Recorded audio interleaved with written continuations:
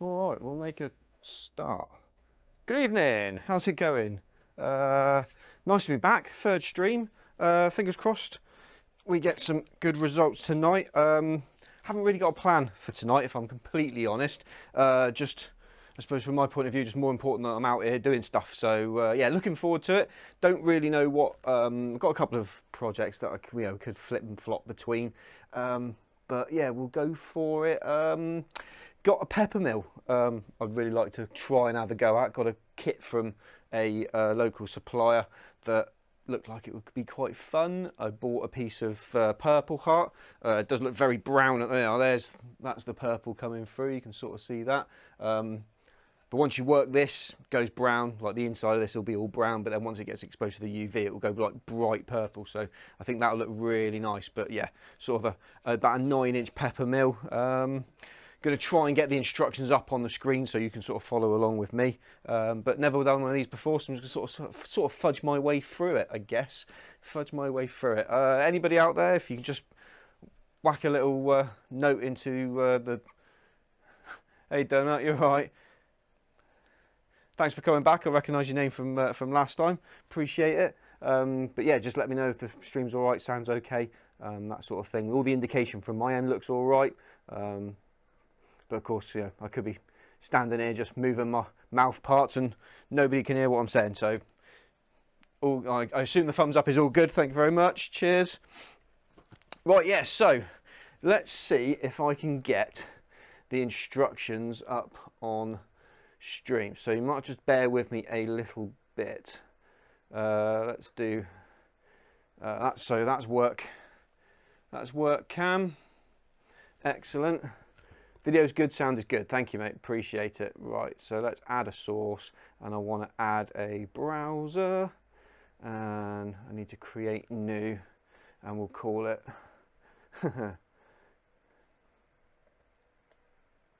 Oh, incidentally, I was trying to figure out how to stream simultaneously to YouTube and to what's it called? This place, Straight Kick. No, the other one. What's it called? Where am I? Twitch. There you go. Yeah, so I was trying to figure out how to do it, but the program I downloaded that allegedly would allow me to do it just did not want to work. So it's just Twitch for today. YouTube will have to wait for until I upload the VOD later on. So yeah, sorry YouTube. I'll try and get it sorted out for next time, but yeah, I'm doing my best here. I'm doing my best. Right, let's pop that in there. There we go.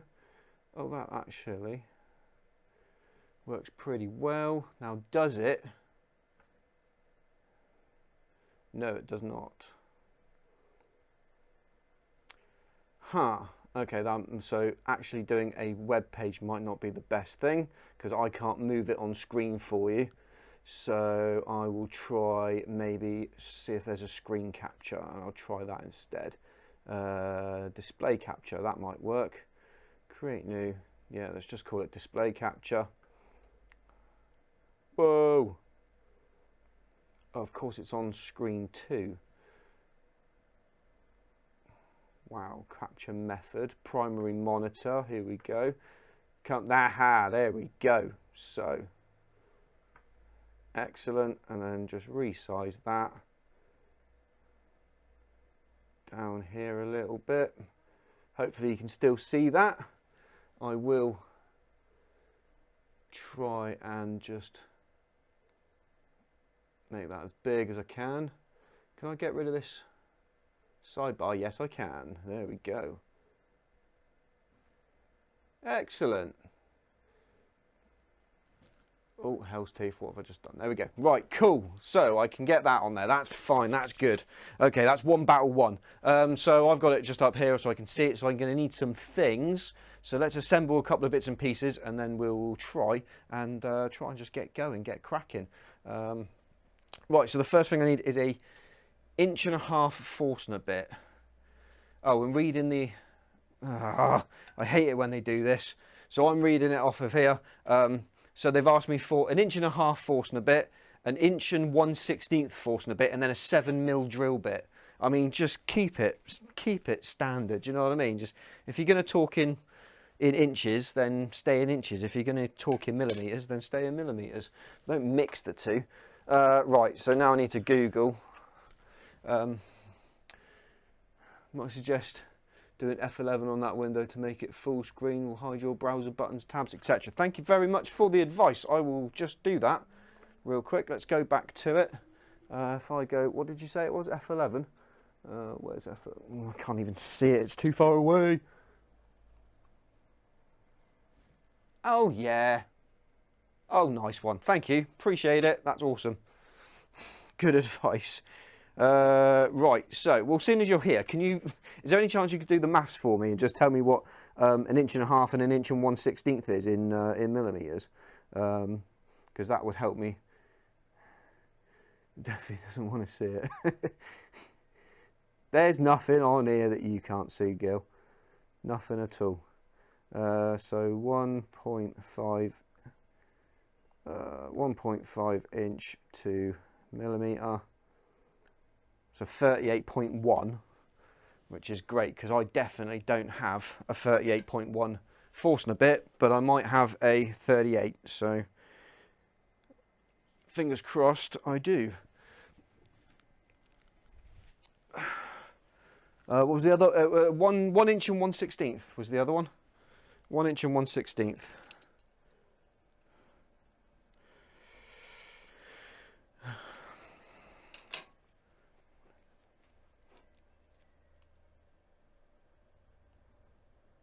Oh man, I think that is. It looks more like a 37 than a 38.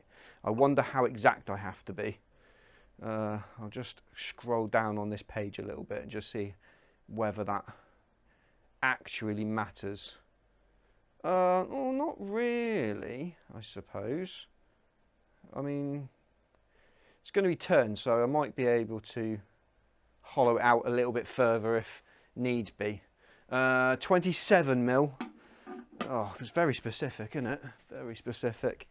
Let's have a look for 27 mil. I do appreciate the help. It's very good of you. Again, I've got one that I think is about 26 mil, maybe even 25. I don't have 27. Yeah, that's definitely 26. Okay, well, again, I'll just have a quick scroll down, see where the 1 inch and 1/16 diameter hole is. 1.5, 1. Oh, that's all the way down there. Oh, yeah, should be able to do that.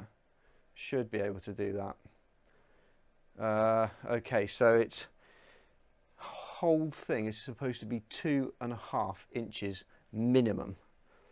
So 2.5 inches in millimeters is flipping out. That's quite wide.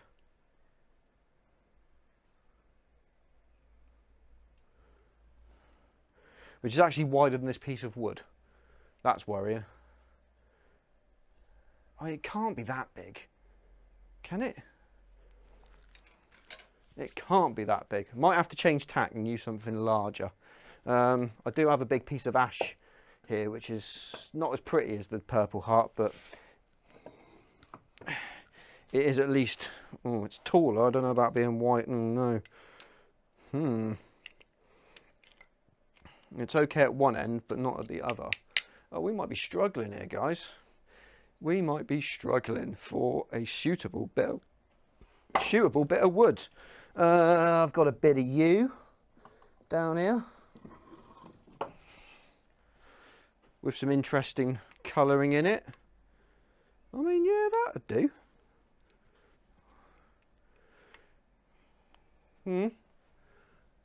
Also 1/4 of the cost of Purple Art. Yeah, you ain't wrong there. You are not wrong. Yeah, that Purple Art wasn't cheap. It wasn't cheap. How are we feeling about the yew? The yew's quite pretty. Let's go back to face cam so you can see it. It's quite nicely figured, actually. I've overlooked this one. There's a bit of a hole or a knot there, but that's okay. We don't have to worry about that. But there's seems to be quite a lot of it is heartwood, and then there seems to be some sort of sapwood at the top and the bottom. A little bit of worms got to the sapwood, but there's nothing on the heartwood. I mean, this could be a go. This could be a go with this. This could be a goer. That's not a wood art, you know. What, you? Yew's not a wood, you know.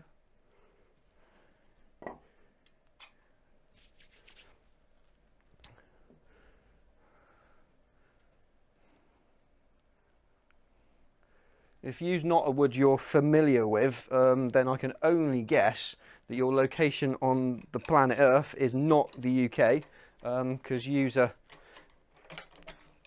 domestic wood to the UK. Find it a lot in churchyards for some reason. Seems to be yew all over the shop in churchyards. There's always a yew tree in a churchyard. Don't know why. I don't know if it's connected with you know, anything sort of spiritual or anything like that. Oh, you're in the US. Oh, mate. Well, yeah, but you've got the benefit of what I would class as some really lovely exotic woods in the US. You know, you've got all sorts of timbers that you just can't get here. They have to be imported. So I suppose it's perspective, isn't it? My domestics are your exotics, and your domestics are my exotics. Okay. Right, how did we do with, let's go back to, oh, hang on, just let me just finish looking at the other bits and pieces that we need. So force and a bit extension, I have got one of those. A drill chuck, I've got one of those. A 7mm drill bit, which I think is just here in the drill press. Just check that it is 7mm. It is, yeah, can add that to the pile. And some sandpaper, yeah, looks good to me. I think we should be okay. Required blanks, so base of blank, minimum size 64mm squared times 112mm. Well, that 64mm is not. Perhaps it is actually. Yeah, actually. Yeah, well, I'll shut up. 64mm is, yeah, almost 2.5 inches bang on. Yeah, which this absolutely is in every direction. So yeah, we could use this. Base blank for 9-pit kit, 64/64, so 191 and 191 tall for the base. 150.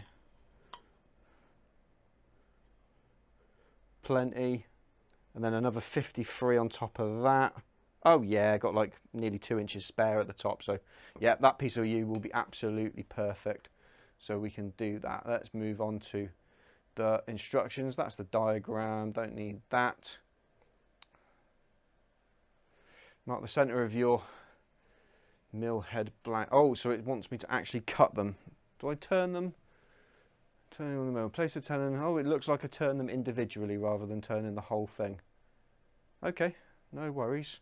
Well, that actually might give me the opportunity, because I've got a little bit of exposed bark here that I can see just wants to be pinged out, so I can just get rid of that real quick, and I might be able to get rid of some of this sapwood down here where there's a little bit of nasties in it. So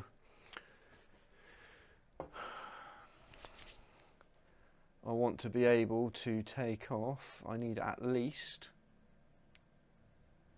112 and 53mm at least. Don't mind if they're a little bit longer, because I can always shave them down later. Right, let's do some of that. You're all right for the minute if I just do this on the bandsaw without shifting cameras around, because it's just a bit much to do. So yeah, that's good. Okay, epic. Right, so we'll just whiz the ends off of this very quickly. Lovely squeaky bandsaw, lovely. Oh, let's get the fan on as well. It's not exactly hot here, but it's not exactly cool either. We're sort of in a bit of a... We've had all sorts of weather this week here in the UK. It's been very, very, very changeable. So right, just take the tops and the bottoms of this off, and then we can work out how much we're going to give to each bit.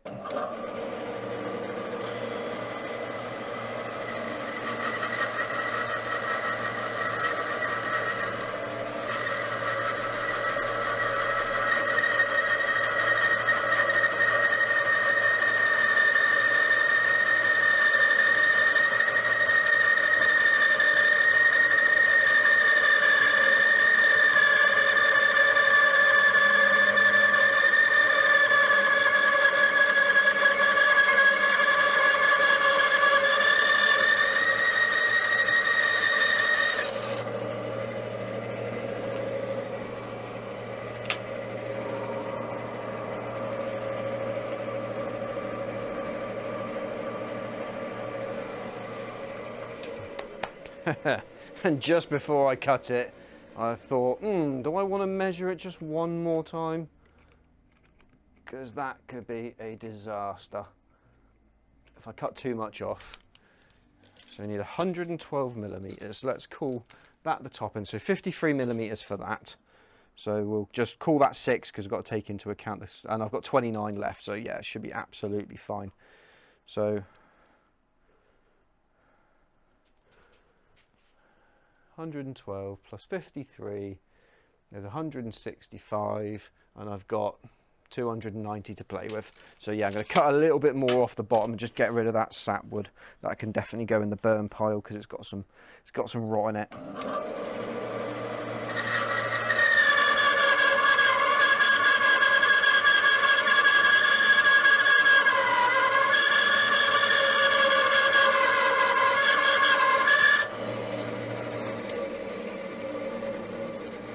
Good grief, and you can tell that's sapwood for the speed that how it went through the bandsaw. There we go, straight in the burn pile. Okay, and let's get this down to size. So, needs me a pencil and a straight edge. So they say 53, but I think we give it just a little bit more. So we'll give it 50. We'll go for 55. We'll go for 55, just to be safe. Because we can always take more off, but we cannot put it back on.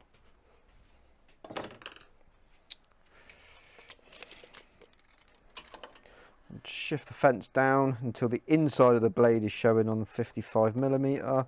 That's just a touch too much. That's not enough. That's good enough. And we can always make micro adjustments on the sander as well. Just nibble that little bit that we don't need off. Right, that will do.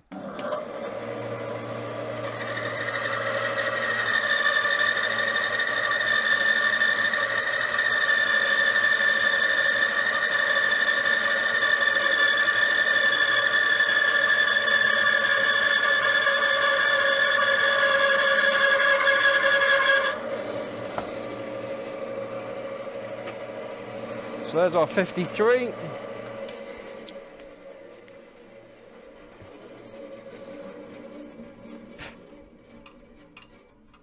So it's very pretty wood.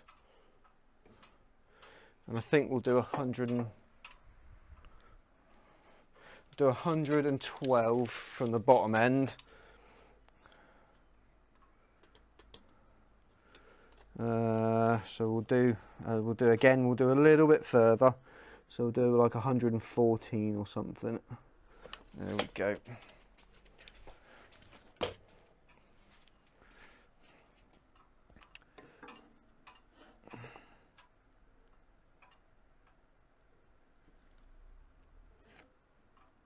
And then that's the bit we don't want.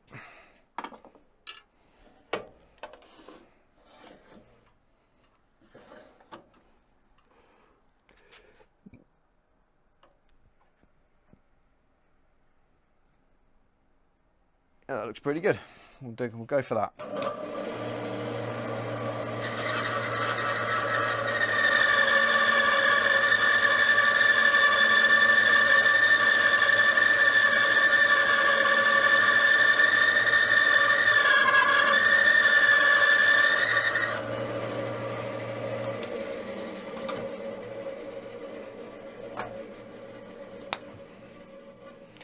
There we go.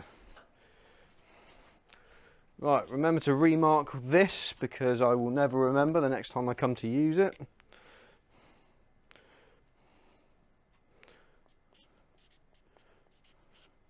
So this is yew. There we go. Excellent. Right. Let's come back to here. There we go. There's our two yew blanks. So we've got the bottom one there and our top one that's going to form the grinding motion. So yeah, these will be our two little bits. So let's get a workshop camera set up. Can we scroll out just a little bit? Yeah, we can.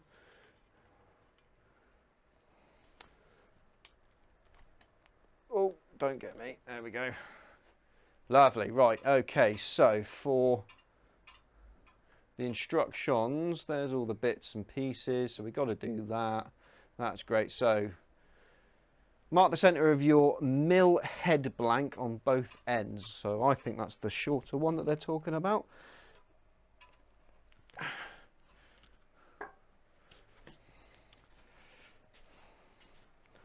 Pencil and a straight edge. Mark the center on both ends. So to me, I'm just going to go corner to corner.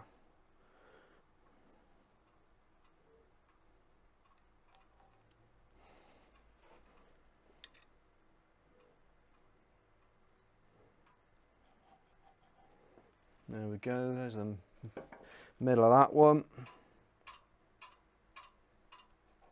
Oh, I don't know if you can hear that rattling, but I've just realised what it is. It is the push stick on the side of the bandsaw that's being blown by the fan. That is no good, because that will just get on my nerves. Right, we should be done with the bandsaw anyway, so let's move this fan back into place. There we go. Is that getting me? Yeah, good enough. Good enough. Okay, so yeah, mark the center of your mill head blank on both ends. I have dutifully done that. Place the mill head blank onto the lathe chuck and turn a 27mm diameter by 12mm long tenon on one end of the blank. Let's just scroll up and have a quick look at that, what that looks like. So there's your tenon. So right, okay, yeah. I think I understand what they're asking me for. 27mm diameter. So I'm going to turn one of these faces down to 27mm, and it's got to go 12mm deep into the blank. If I'm going wrong here, guys, and you can see I'm about to walk myself into a disaster, please do tell me, okay? Please save me. But I think that's what they're asking me for. So I will need a ruler handy. And how am I going to do this? I think we do this with a drive centre. Where are my drive centres? I don't really want to use a steb centre because I don't want it to rip. So yeah, let's go with a drive centre.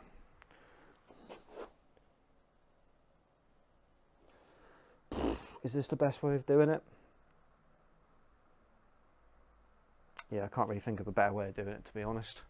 And I need a hammer. I don't have a hammer. Well, I do have a hammer, but it's somewhere else at the moment. So we're just gonna have to use a mallet. Hopefully that'll do. That'll do the job.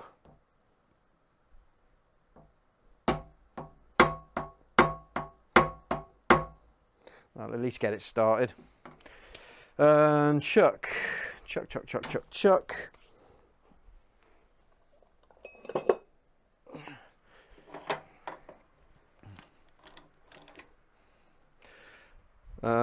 Oh, no, can't put that. I can't put that in them jaws, so I'm gonna have to change them jaws over.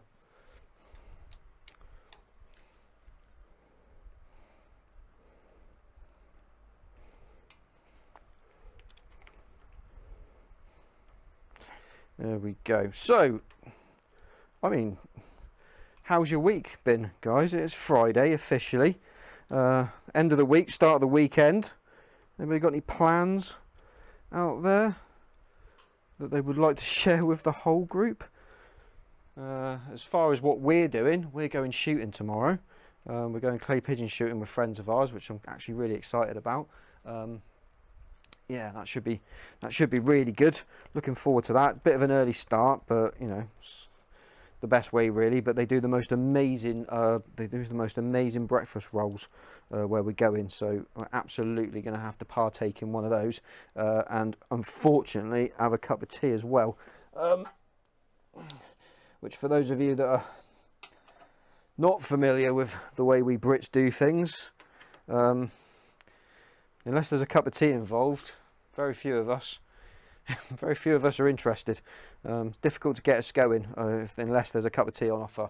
We've got just had a pallet and a half of flooring dropped at the house. Oh, hoping to start that project this weekend. Well, I hope that it goes all right for you. I can't imagine that's going to be a lot of fun, and it's going to be a lot of time spent on your hands and knees, I expect. So, have you got any like knee protection, like what do you call it, like knee pads or anything to save your knees from getting absolutely destroyed?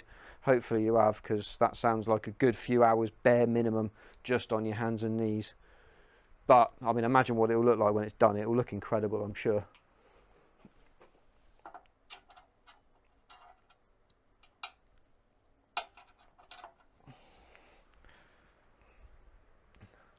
Mostly worried about my lower back. Yeah, no doubt. We'll just take it slow. And ask for help.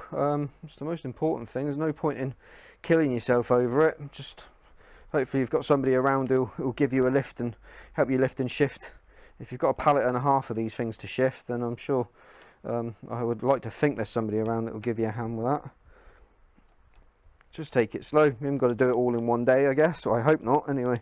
Because I suppose a job like that, you really want to take your time and do a good job, because I guess if you make a mistake early on, that mistake's just going to work its way down and probably magnify by the time you get to the other side of the room, and it'll be too late to do anything about it.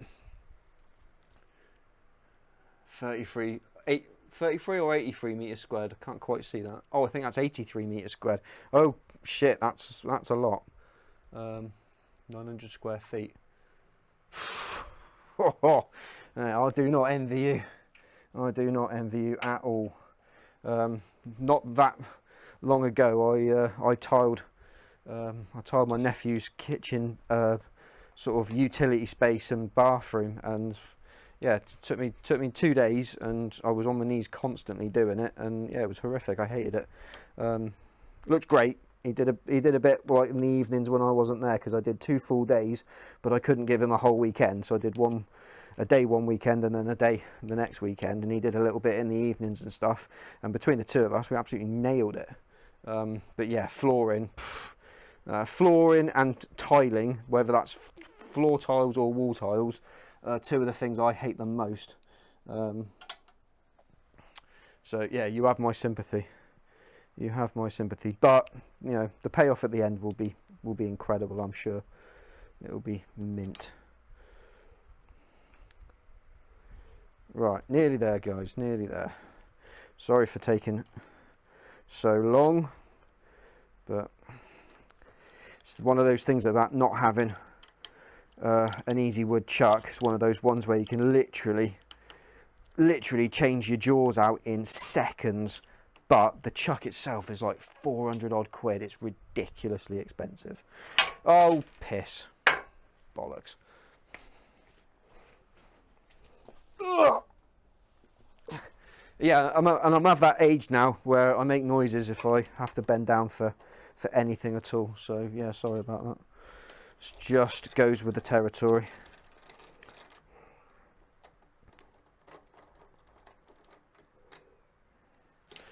We go. Right, I'm just going to check this is square before I move on. Yeah, that appears to be pretty good.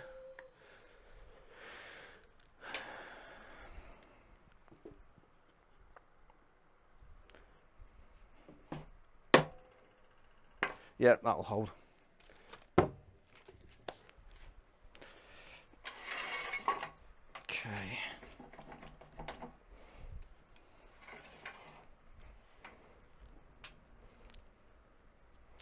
There we go. Right, let's find that one's mounting. It wasn't my choice of project, but I'm just a yes man. Aren't we all, mate? Aren't we all? Anything for a quiet life, right?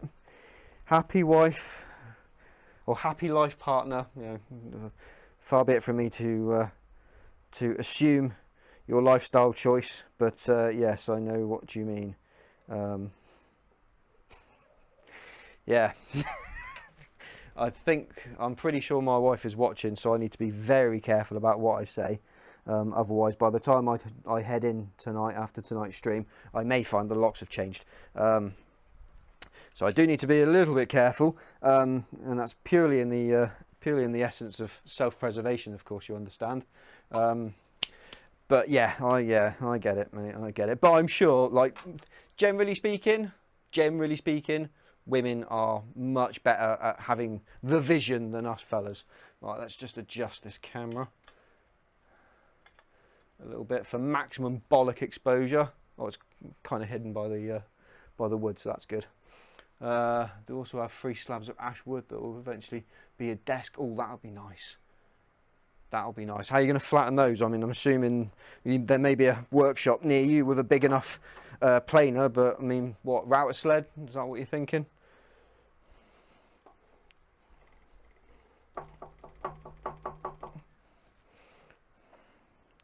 But yeah, they'll be pretty. They'll be very pretty.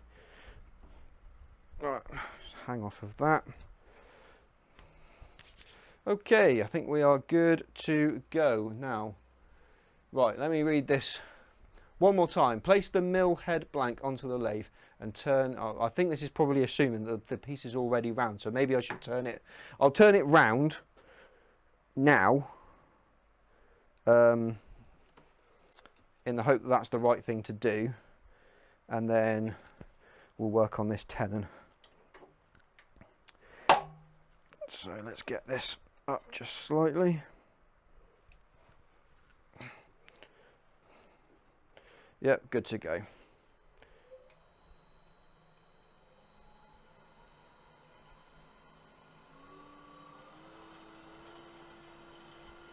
Lovely jubbly. There we go. Righty ho.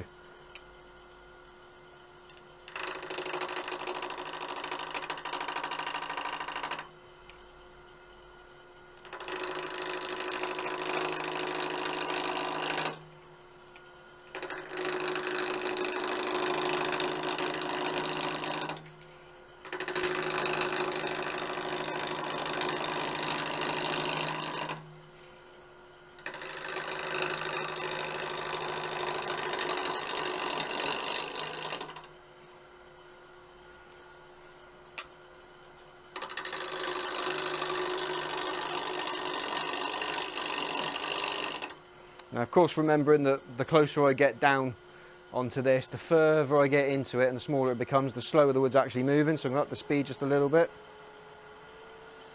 Oh! I've just realised what I've done.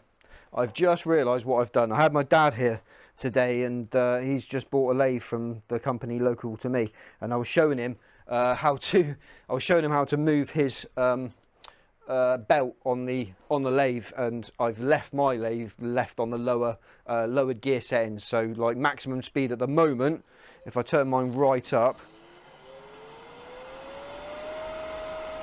yeah, maximum speed at the moment is only 13,500 RPM, which is not enough. So let me just change this belt over real quick so I can get the maximum 3,000 RPM that I will absolutely need at some point today. So luckily it's an extremely quick process, just readjusting one drive belt in the lathe. And then if I go back to that cam there, there's a quarter. So now I'm at 1700 RPM, I'm only at half speed, so that's good. That is good. I was wondering why I was having to turn the dial right up and virtually nothing was happening.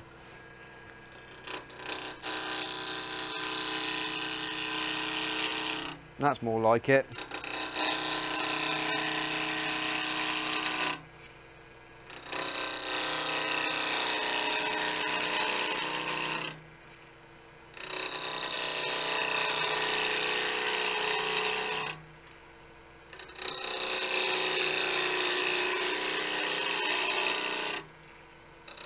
nearly there.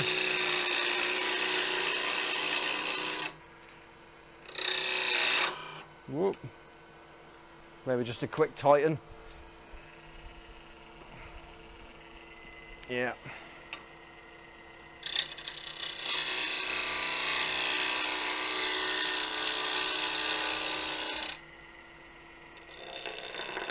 It's very close to being round.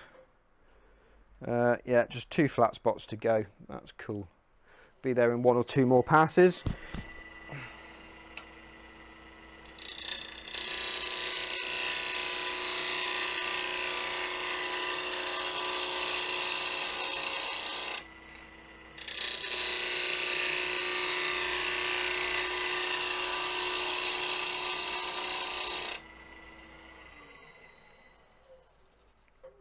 Oh, bit more, little bit more.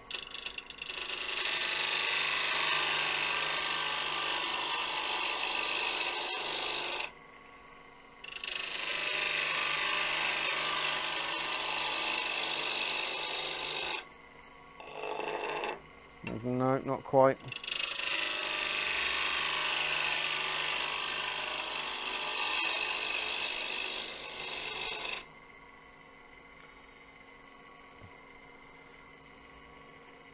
Put together a rat sled last weekend. Yeah, I think that's probably going to be your best way to do it. I have some space in the garage for my projects. Yeah, unfortunately, part of me, you sort of need a bit of space, don't you? Need a bit of space, but yeah, I think probably a rat sled's a really good idea.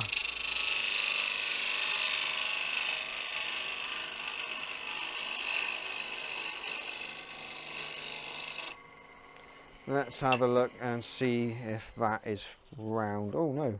Oh, one tiny little bit. One tiny little bit. One more pass and it's done.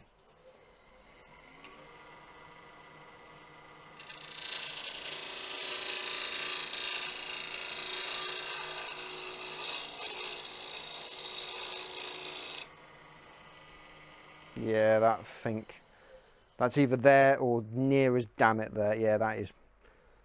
See how that started to disappear now? So there's a bit there, but that's fine. We're not going to worry too much about that because we're going to have to take more off later.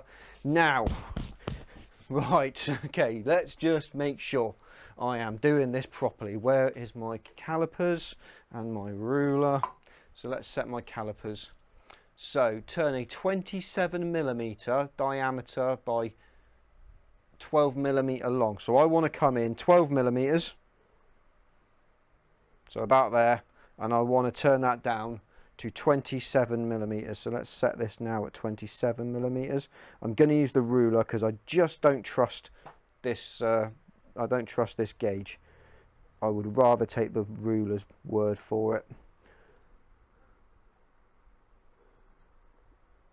So try and make it as exact as I possibly can. There we go. Lock that off. So I should be able to just slot that on, and then that's the right depth. And then all I've got to do then is worry about how long I make it by working up towards there. But let's get one side sort of done, and then we can then work on marrying it up as deep as we need to go. Ah, yes. Yeah, I was going to work on this because this is not very sharp, this. Never worked with wood from a slab before, so it's all new to me. 90% chance of messing it up. Just, mate, do you know what? I mean, so there's a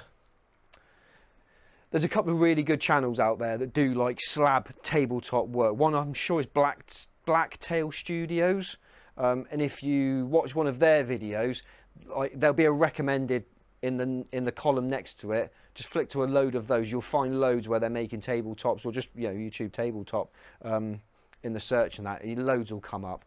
Like resin tables and that have just been phenomenally popular over the last couple of years. There's hundreds and hundreds and hundreds, I'm sure, hundreds of thousands of videos of people making them. So just see what they're doing and follow their steps. You'll be fine. You'll be right. Don't worry about it. Well, I'm just going to sharpen this real quick because it is slightly blunt. But yeah, take your time, man. And, you know, there's no rush. Absolutely no rush. I mean, if it's for you, then I'm sure you'd rather it be right. Excuse me, bevel angle for parting tools 20 degrees. But yeah, I mean, yeah, imagine having your own boss desk that you've sort of made yourself out of a slab of wood. I mean, that would be awesome. I mean, I wish I had the room for that sort of thing, but I just don't. Sort of an absolute monster Tony Montana style Don desk. Do you know what I mean? I think that would look amazing. And it's almost certainly going to be an ego boost, isn't it? I reckon. Certainly going to be an ego boost. Right, I'm just marking with black marker the bevels of this, so I at least know that when all the black is gone, I covered and I sharpened all of the right edges. There we go. Right, bit of noise.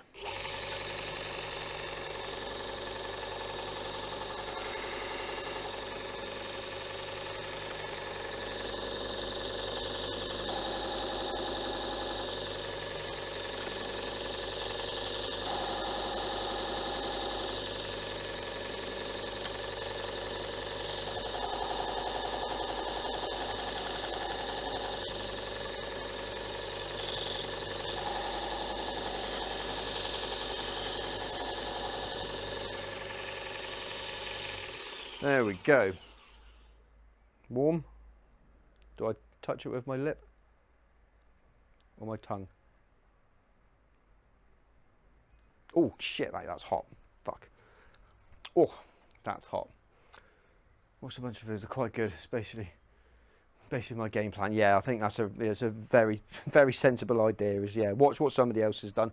Let them make the mistakes, and you learn off of them. It's the cheapest way of getting it right, I swear.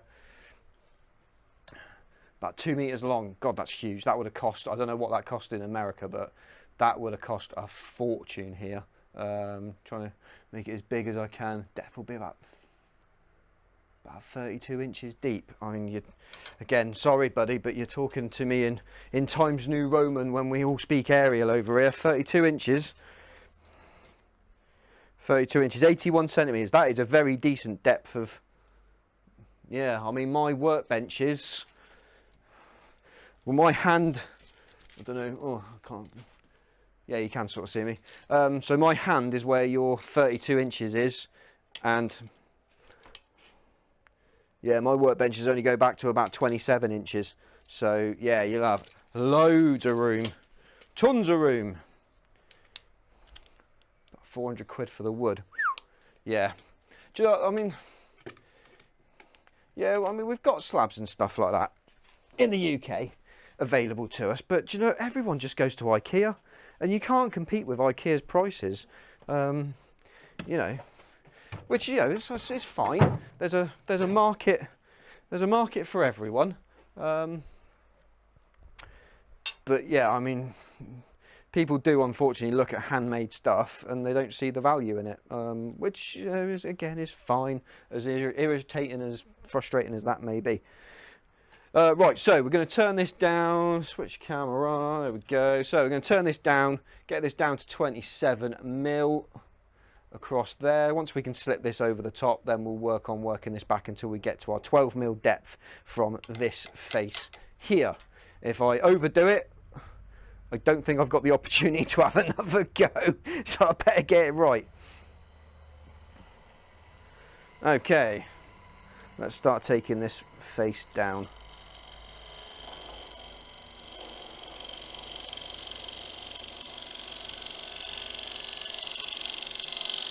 It's sharper, but it's not brilliant. So I'm super out of practice doing this. Oh,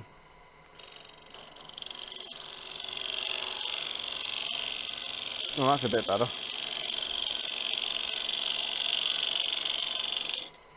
Yeah, super out of practice. So I'm having to relearn everything. So yeah, I've got quite a way to go yet. But I don't want to I don't get too confident.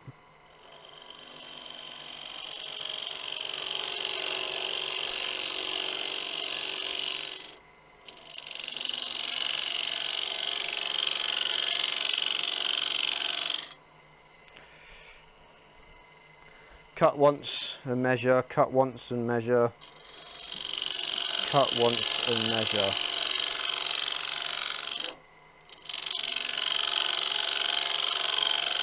Let's go down to about there. Knock this off this time because we're getting close. We are getting close. About another 4 mil needs to come off of that.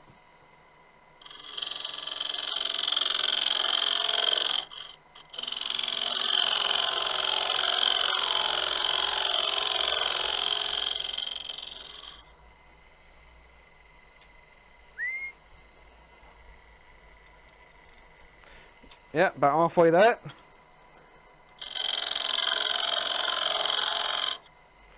Let's just,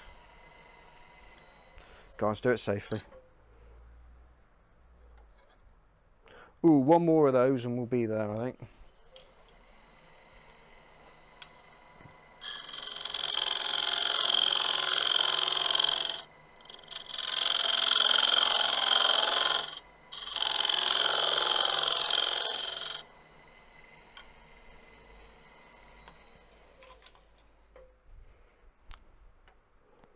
Oh, the smallest of nibbles.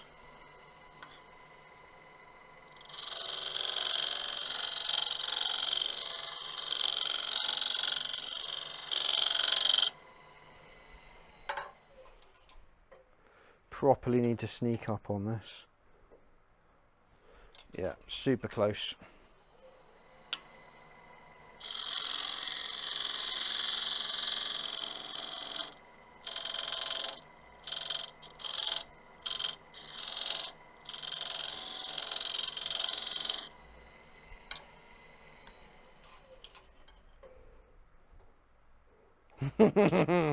Oh, it's so tempting just to push and get it done, but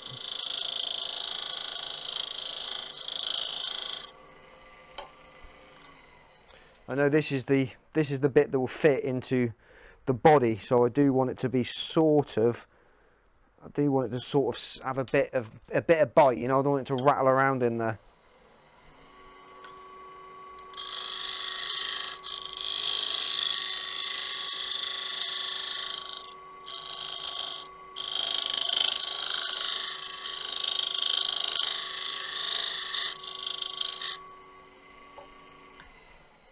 Let's try that. Yes. Oh, perfect. Perfect, perfect, perfect. Right, now we just need to make that about 3 times as deep. So I'm going to try and eyeball 12. Yeah, in fact, you know what? Rotate that along. Where did my pencil go? So if I try and eyeball this, basically looking straight across it, get the outer edge here to the 12mm mark, which is, oh god, this is hard. That's about 11. That's about 12, and then mark this on 0, which is going to be about there. Oh, I nailed that. Yeah, I nailed that. Right, let's just blacken that line up so I can see it properly.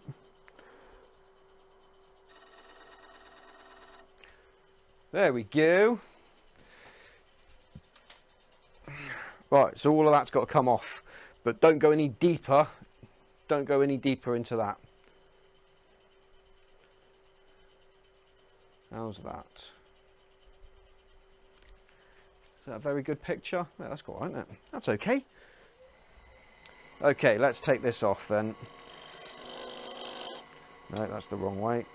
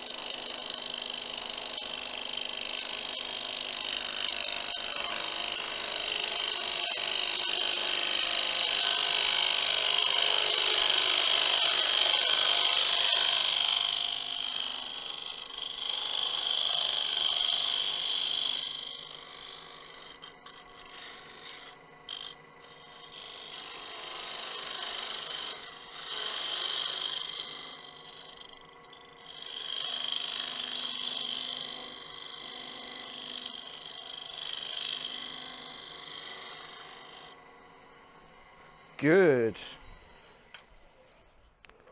Oh dear, I tell you what, wearing white was a bloody mistake, wasn't it?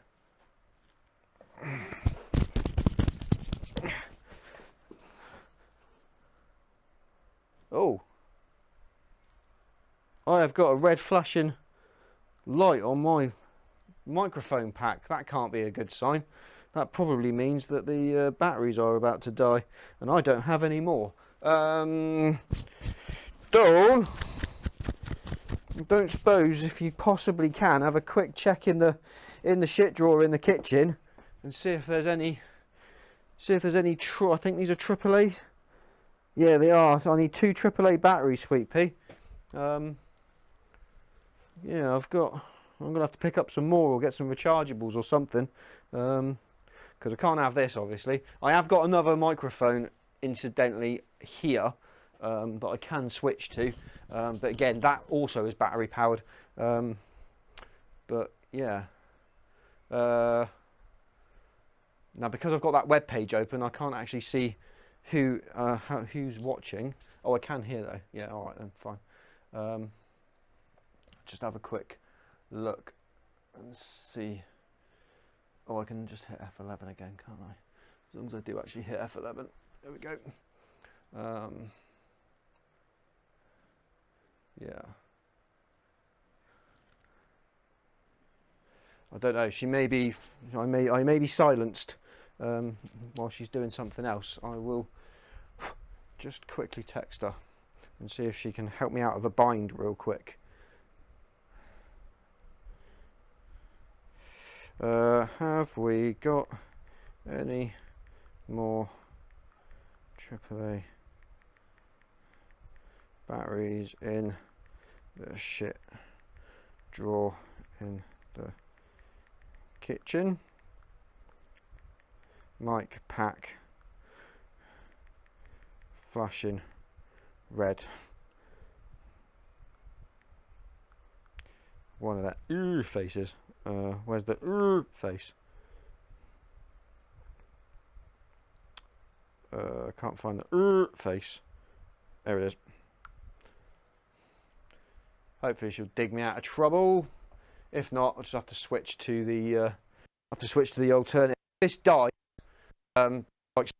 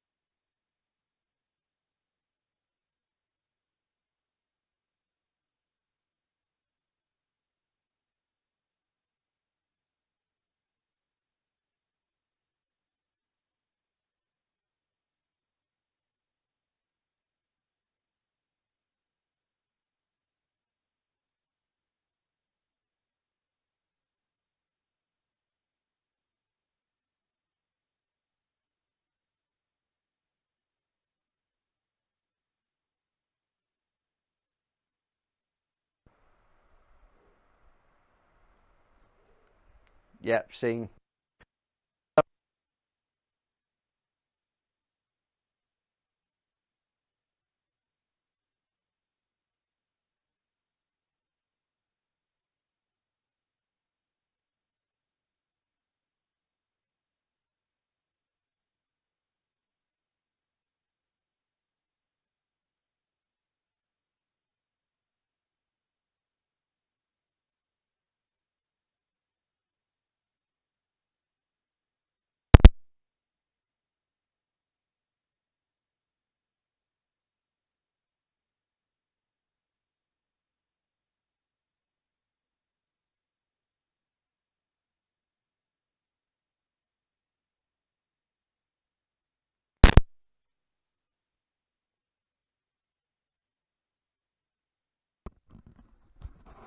Testing, testing. 1, 2, 3. That looks a bit low. Let's try the high noise setting. That hasn't really seemed to make any difference on my end of things. And it is sort of turned all the way up on OBS. So it's not, I don't think there's going to be a lot I can do about the lack of volume. But you know, it's better than nothing. So we'll probably just have to stick with this. But it does mean I can take this off for a second, because I don't think we've got any batteries. But I'm very hopeful. I'm very hopeful. But yeah, yeah, that's a bit of a shame. That is a bit of a shame. I don't know what it was that made me look down and check, to be honest. I don't really know. I don't know, but I just had this sort of urge to check my mic pack.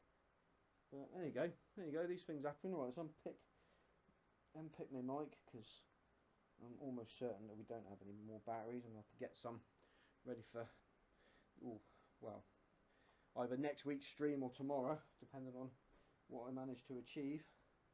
So that's off. Is the other one off? Just there's no point in wasting these batteries. Yeah, that one's off. That can stay up there though. That doesn't need to come in. Right, pack that away in my little streaming box. Okay, so where were we? Right, so we were doing 12 mils off of that, weren't we? But we were just a little bit shy. I think we just need to take another little nibble off of that, which we will do. So let's just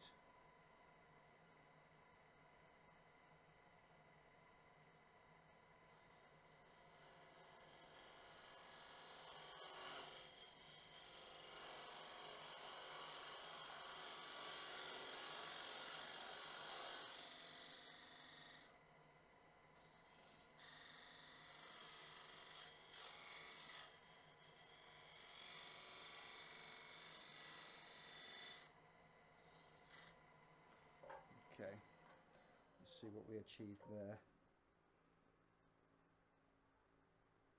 Yeah, that's better. That is better. We'll call that done, I think. We'll call that done.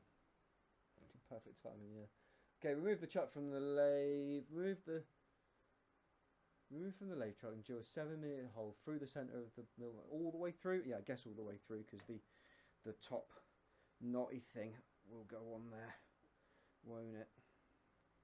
Yeah. Aha! Here she is. Right, 2 secs. I might be back on.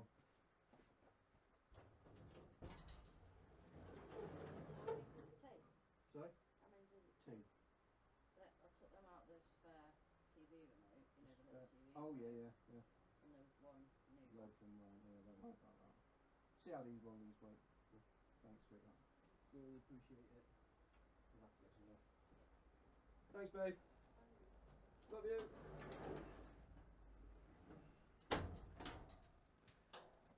What an absolute diamond. Boom. Ask and ye shall receive. Right, don't know how long these are going to last for, but we'll flip back to the better mic until that dies, and then we'll use this fallback method again. So, just flick back onto here for a second while I get dressed again.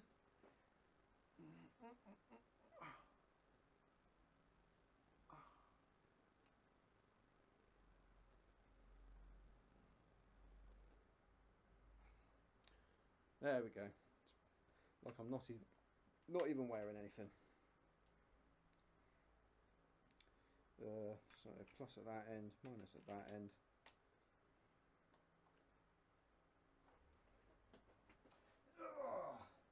Well, yeah, because I know that I put these batteries in these packs at the same time. These are Duracells. The ones in there are Panasonics. Seemingly, the Panasonics have got the legs. Maybe I should turn that battery pack around so I can see the little LED window a little bit better, just so it stands out a bit more if that pack dies. But yeah, I'm definitely going to have to invest in a set of rechargeable batteries. Well, in fact, probably a couple of sets of rechargeable batteries, because I think I'll probably need a set for it being in here, and then if I need to change over for whatever reason, then I'll obviously need a set to change to. So yeah, probably 8 8 rechargeable batteries and a charger. That's probably in order. Right, okay, so I'm just going to flip back, turn this mic off, retire it, flip back onto the lavalier mic, and hopefully I'll pick you guys up again in a second. Oh, just before I do that, let's just check this has actually got blue lights. Yes, blue lights, lovely, no red. Okay, back in a sec, guys.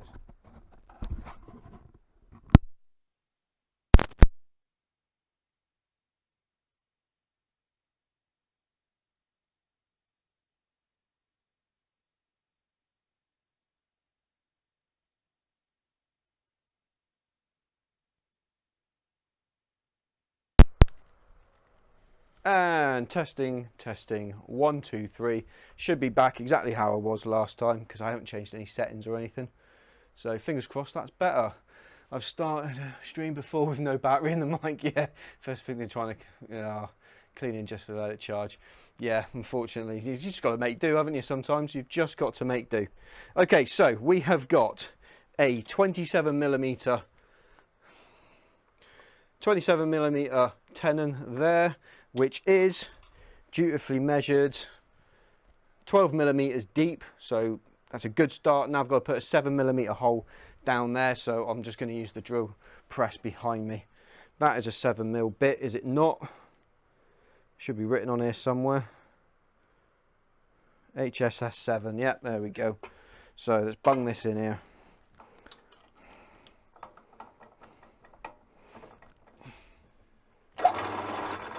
Lovely jubbly. Oh, and I think this is going to have to be took down quite a lot so I can hold it in the jaws and I don't really have to worry about marking the wood. Not that bothered about it at the moment. Is that going to clear? Yes, it is, just. Yeah, about there.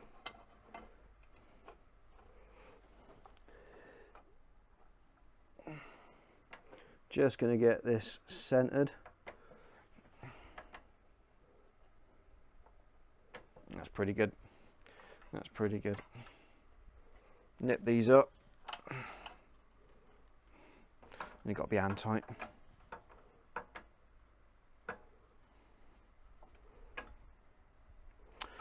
I wonder why they didn't get me to drill the hole first. But whatever.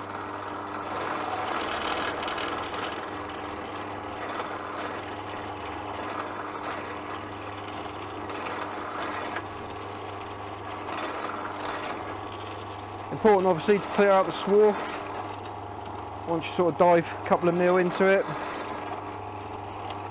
There we go, sounds like I'm through.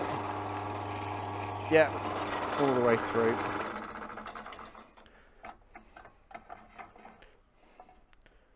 Dead easy. Oh, and it was nearly straight as well, that's lucky. I don't suppose it really matters. Don't suppose it really matters. So yeah, there we go. Right, so I think now the head we can retire for the time being. And it says here, let's go back to there so we can read the instructions. For the preparing the base, the mill base blank, which is going to be this one here, we want to mark the center. So we need to mark the center of your, on both ends, drill a 38mm 1.5 diameter hole by 12mm deep. So mark the center, and then put a 1.5 inch diameter hole 12mm down into this face. So that is what I will do. Let's bring you out here a little bit. Let's just clear some room to work. There we go. Incidentally, if you are not a follower yet, what's wrong with you? Literally the best stream in the makers category. Obviously, I'm very biased. I don't mind admitting it, but if you're not following, why not? So if you wouldn't mind hitting the follow button, that would be phenomenal. I'm trying to get to 20 followers, so that would be epic. Really appreciate it. Incidentally, also, I have a YouTube channel. There are videos up over there already. There's over 50 videos over there, and over there I'm trying to reach the 500 subscriber mark. So again, if you could help me get to that over there, that would be awesome as well. So yeah, there it is. That's my plea. That's my plea. So I've got to do this for 12 mil. Groovy. Right, let's change drill bits over. Don't need the 7 anymore, but I do need that.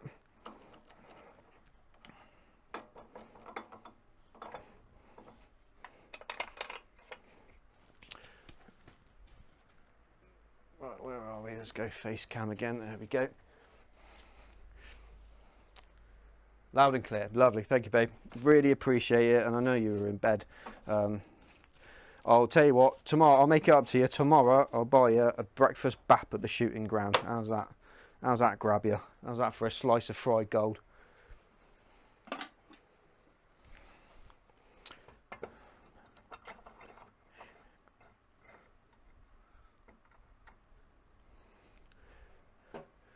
And then of course I'll ask you, oh darling, can you order me eight rechargeable AAA batteries and a charger, please, so I don't have to spend my own money.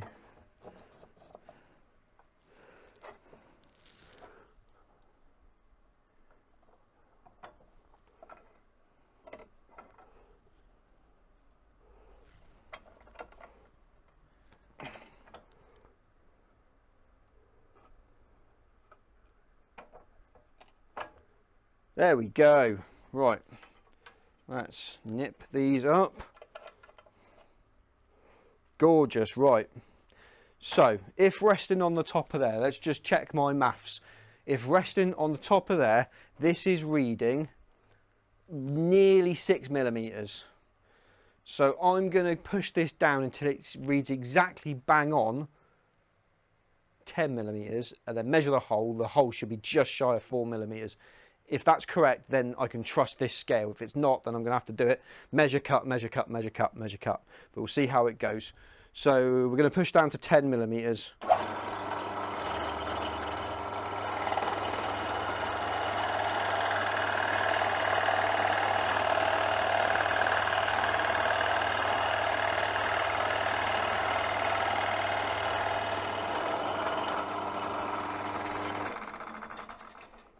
Let's see what depth of cut this is actually measured at now. So this should be just shy of 4 mil.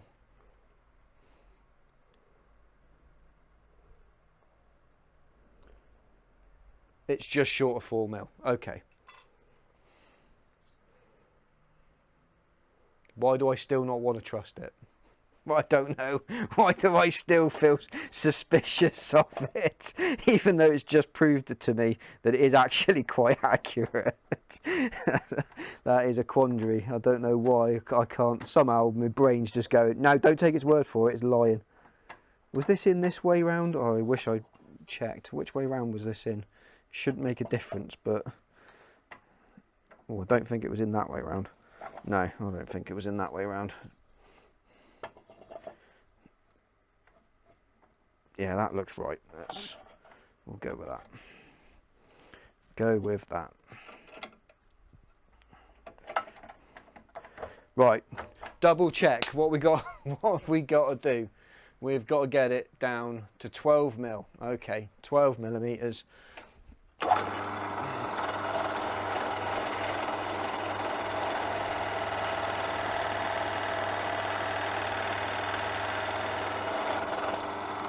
So if it was at 6, I've already cut away 4, I need to do another 8, so I can go to 18 mil.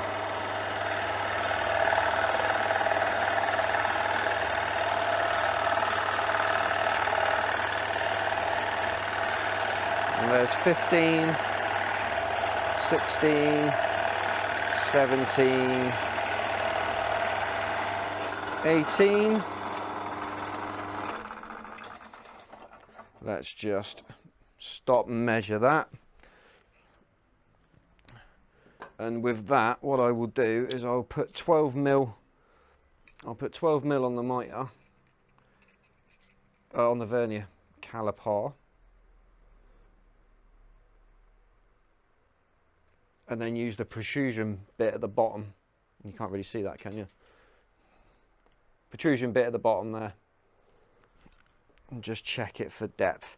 So I want that shoulder to be touching the top of that block, and if you look, there is a gap. I can see the camera through that gap, so it needs to go down just a touch more.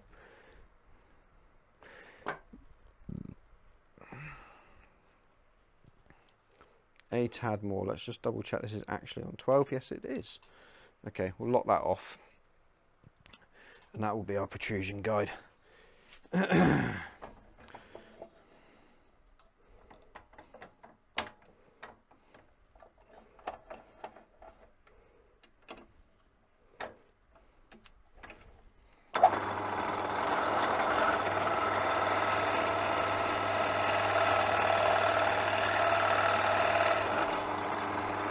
Okay, so that's 19.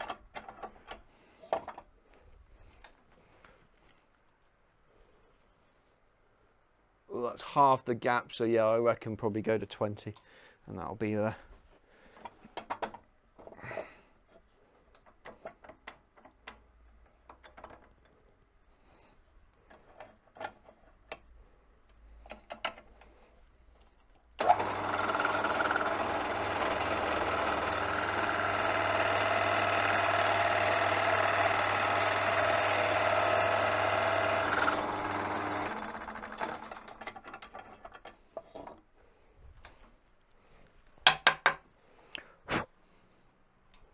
What do we reckon? Oh, bob on. Bob on. That is now resting very nicely on that shoulder. And the bottom is touching. So we're good. We are good. Right, more instructions. What's the next thing? With a 27mm, which is this one. With a 27mm, Forstner bit, drill a hole using the previous hole as your centre guide. It is recommended that you drill from both ends of the blank for better results and less wear and tear. I can't really do that, so I'm just going to go in from this side. Although,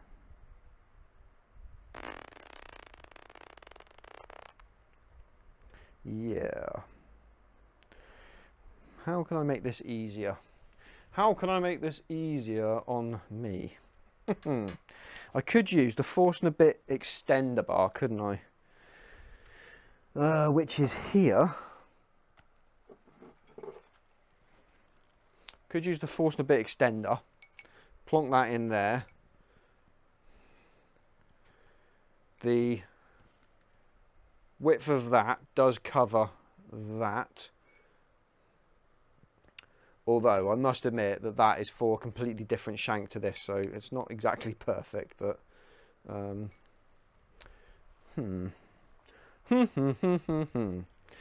Or do I mount the bit of wood in the lathe, and then I can always flip it over, and it should sort of relatively keep a centre for me. Yeah, I think I'll do that. I think I'll do that. Decision made. Right, so the first thing I'm going to need is Jacob's chuck attachment for my lathe bed. Let's get rid of the Forstner bit extender. Don't need that. I'll just bring this in and run through changing over. Let's go down to the work cam. There we go. So Forstner bit needs to go in the place of the of the center. So to get that out, literally just boop, and it just falls out. There we go. Lovely. Pop that in and roll the quill into it. That is good. That needs to go in there, but I need to keep as much protruded as I possibly can. Get the chuck key.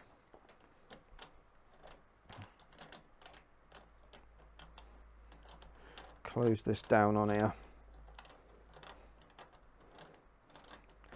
as best I can. I want to give, obviously I need to support the drill bit, but I do want to try and keep as much length as possible if I possibly can, without putting too much stress on it. I want to dive deep into it.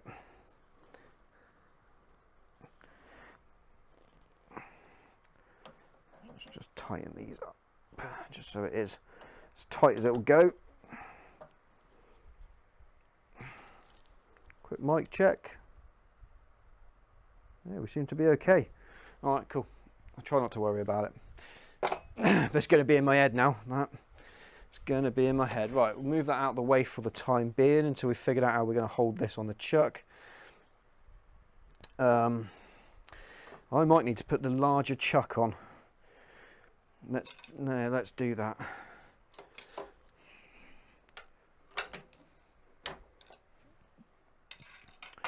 Pop the larger chuck on, I can open the dovetail jaws a little wider. Pop spacer on. Oh, I haven't fitted the dovetail jaws on it. Damn it. Right, I tell you what, I've got a better idea. Oh, God, this is heavy.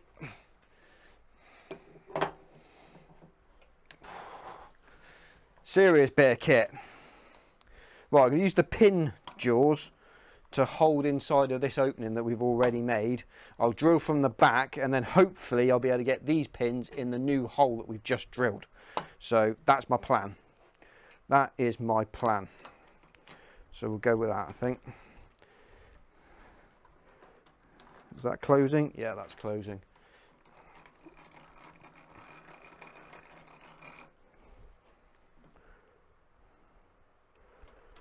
Okay, right, let's open this into that.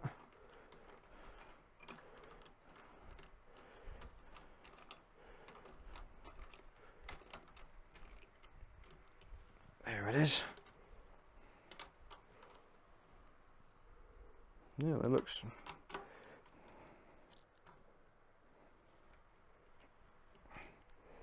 flat at least. So we'll have a quick test. Just make sure that it's relatively square in there before we carry on. Make sure that's totally out of the way.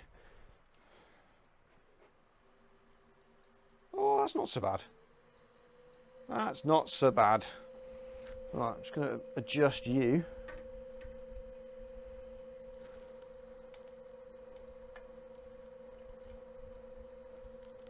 There we go. If I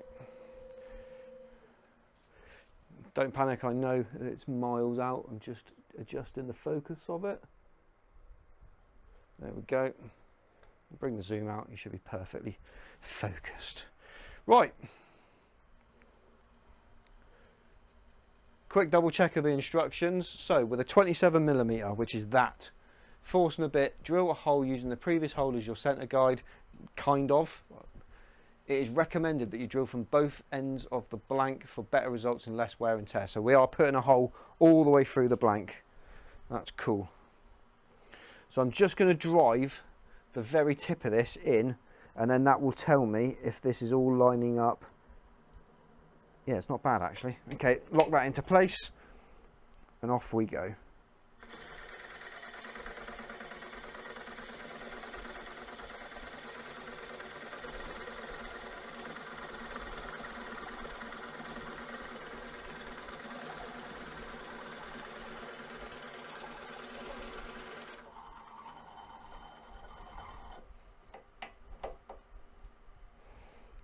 Good. Okay, just going again.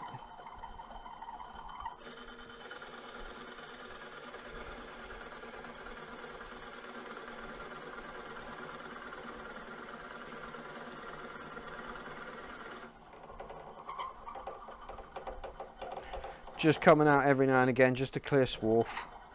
Just get rid of the shavings out of it.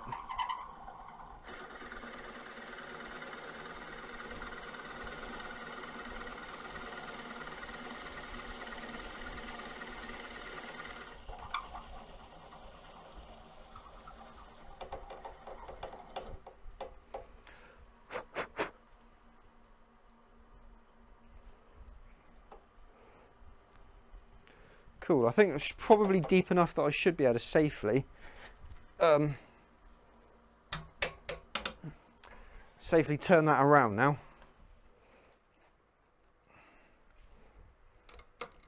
Because one thing I don't want to do is I don't want to hit the metal of the chuck, because that would be a blooming disaster. I don't wish to do that. So if that is there, oh, I think I'll just about bust through. Yeah, I think this is going to work. I think this is going to work.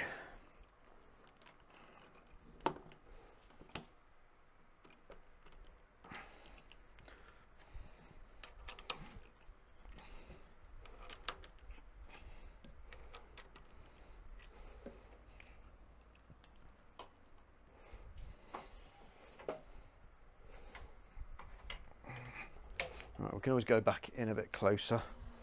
Oh, that feels a bit fast. Just calm down.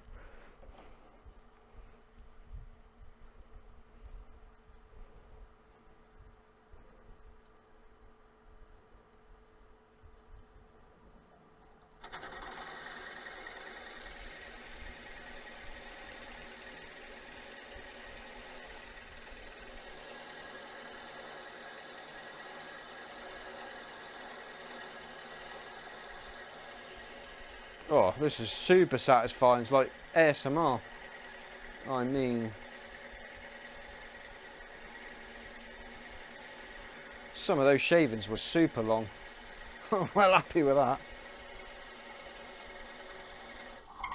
Just clear out the gubbins.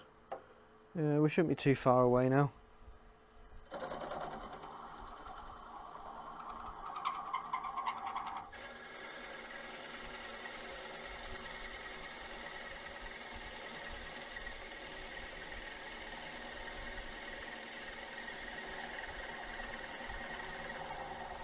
All that sounding like I'm through. That's making a very different noise. I think I'm through. Let's move that out of the way and have a peer inside. See what crack-a-lacking up. Ah, that's me head. Bollocks. Let's take that out so I don't jab me head with it. Am I bleeding? No, I don't appear to be. That's cool. Okay. Oh, I'm not through. I thought I was. Oh god, it definitely felt like I was through. Oh no, I am through. I am through. Yeah, 100% through. It's just the very, very last bit of it just sort of flapping around inside there, covered the hole. Couldn't quite see all the way through.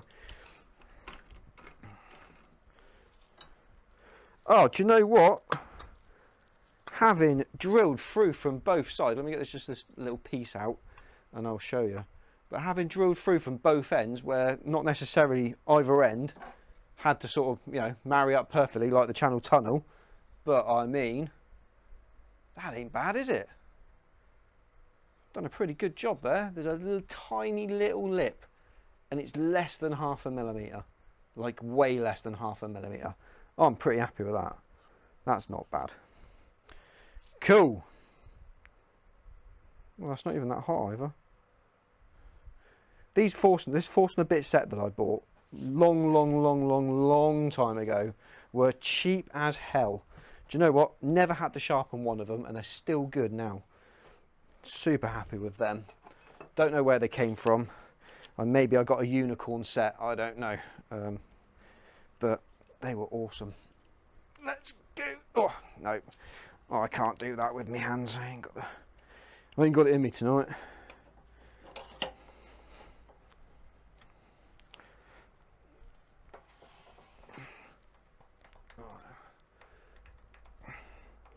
Of course, now I've jammed this.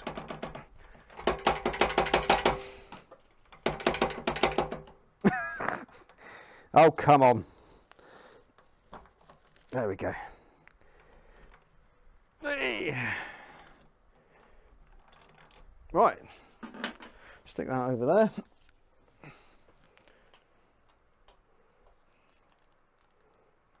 Get out of the way.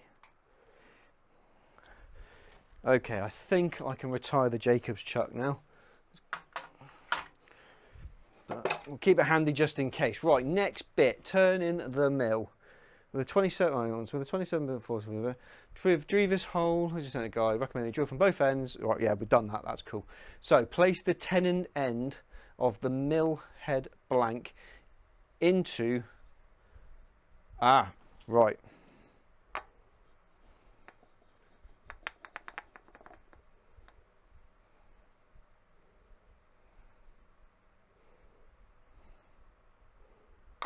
I don't get it.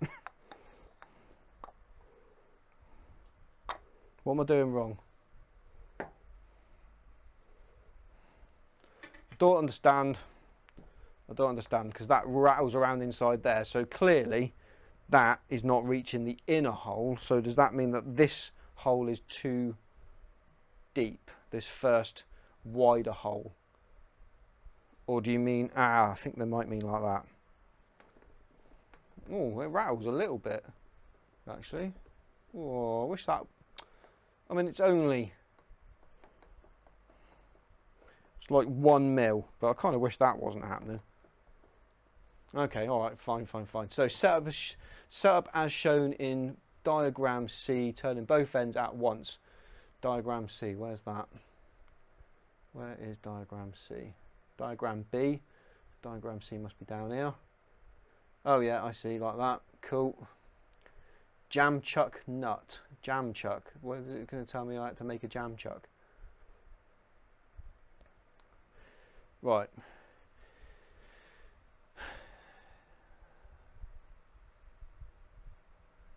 Drill chuck into this and turn in the mill.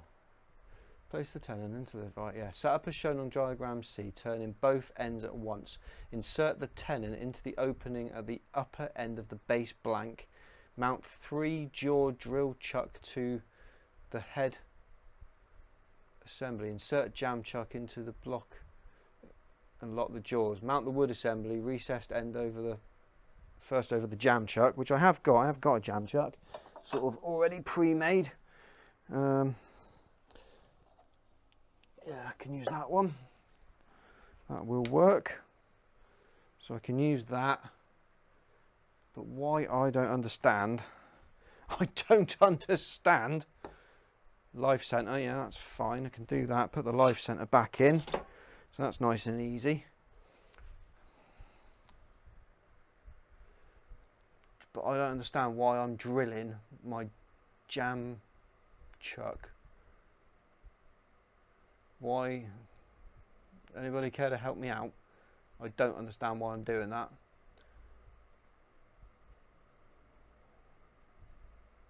Lock it in place. Use a wrench to tighten the nut to expand the jam chuck in the hole. Oh, maybe it's a different style of jam chuck to this one.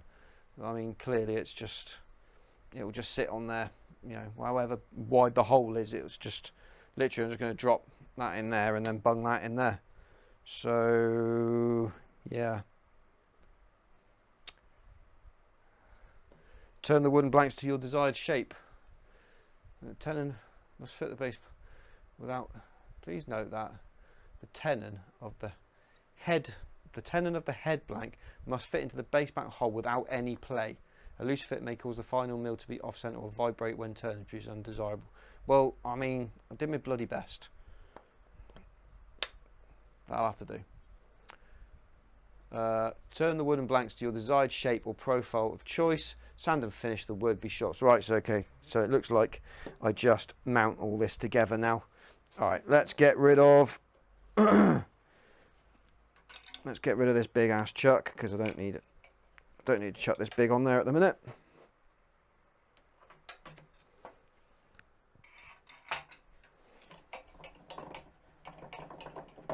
Whoa. Good grief, that's a weight. Ow! Ooh, that's heavy. Don't cry, be brave. Let's get our little tiddler back on. Get rid of that spacer, don't need it.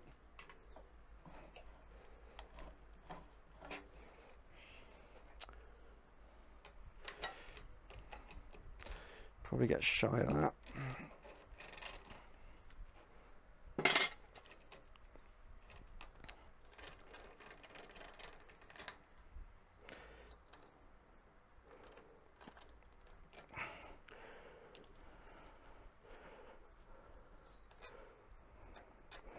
Okay, so this sort of makeshift jam chuck that I am using is like, it's pine, so it should be like, as I'm squeezing down onto it, it should be compressible, so we shouldn't have any major snags with that. And then this,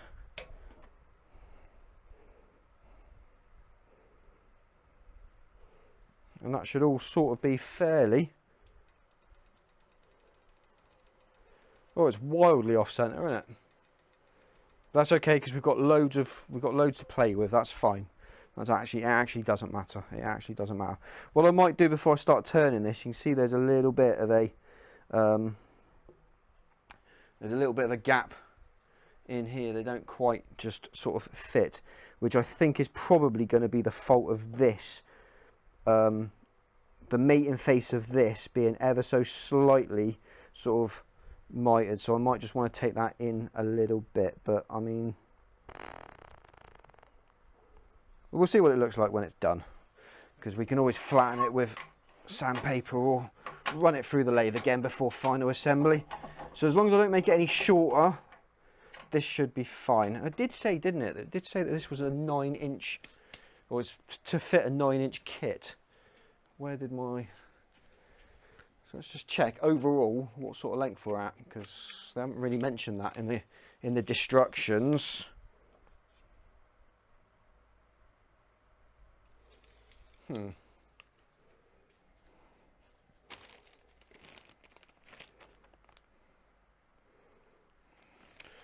230 mil. Guys, I am way off. I've got a feeling I've been reading the wrong instructions. This is clearly the instructions for a 6-inch, because there's 6 inches and 9 inches is all the way up here. So I think I've been reading off the wrong kit, which is harrowing. Joe, what are we working on today? We're just discovering that we've fucked it up majorly. We are making a pepper mill.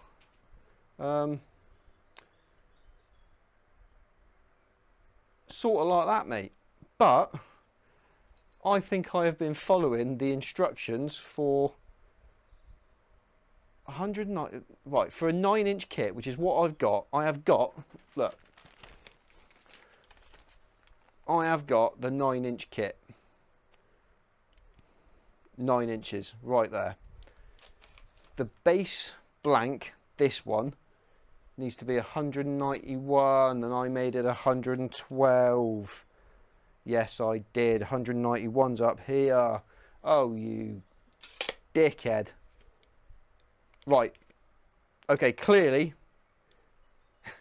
this is when you glue on a contrasting wood and a blank and call it a feature. You're absolutely right. You are absolutely bob on. That is exactly what I should do. What I'm going to do is I'm going to continue and I'm going to finish this. And then next time I'm up my supplier, I will just get a 6-inch kit, because they're like £4. Yeah, I'll just get another one, and then I'll reuse this 9-inch kit on a bit of wood that I haven't messed up and cut too short. Chat, where were you when I was cutting this and getting it wrong, eh? Where were you when I needed you? Oh dear. Not to worry, not to worry. You know, these things are sent to try us. Right, so I'm just going to turn both of these round and then get on with make a multi-layer blank and make it a design. Yeah, you're probably right. You're probably right. I mean, is there anything I can... the thing is, I've then got to wait for glue to go off, and I kind of want to just do this tonight. I don't really want to switch onto something else. Yeah, we'll do this, and then I'll find another kit, and I'll come back and we'll put the kit into it once it's turned and done. So we'll turn this down, shape it, get it looking nice. I think I'm actually going to kind of copy the shape here. Having never done one before, I think probably use this as a reference before I start getting like really inventive. Yeah, should be all right. But I need to check. The one thing I can't do is I can't blow through So it needs to be at least minimum 2.5, absolute minimum 2.5 inches. So I can't go any thinner.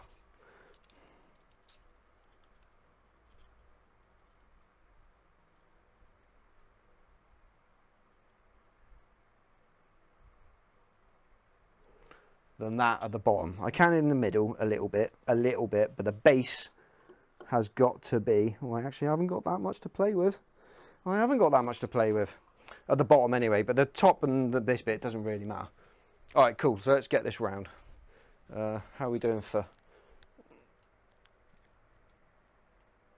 cameras? That's all right, is it? I guess.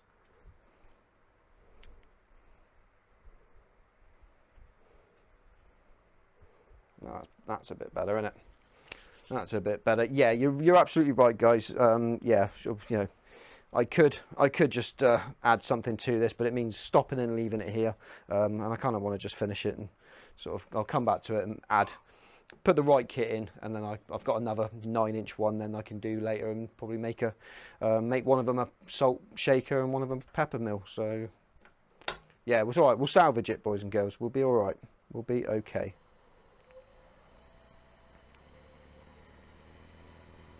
Right, let's bring this down, get it round.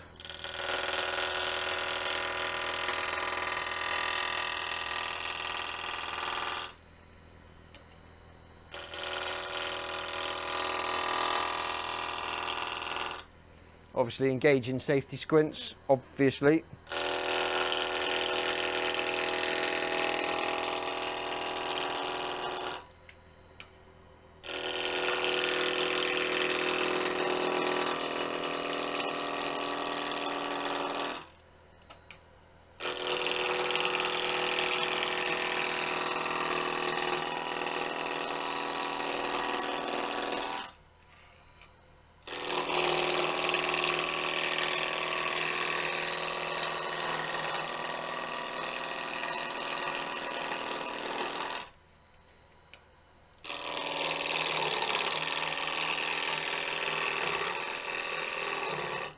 I can just feel that starting to catch, so go up in speed a little bit.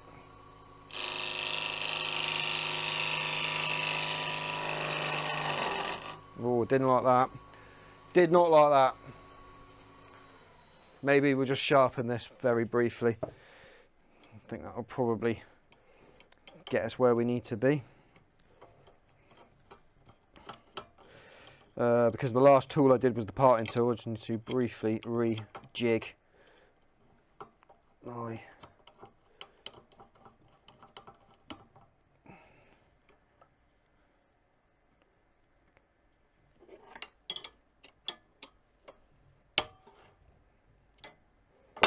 okay.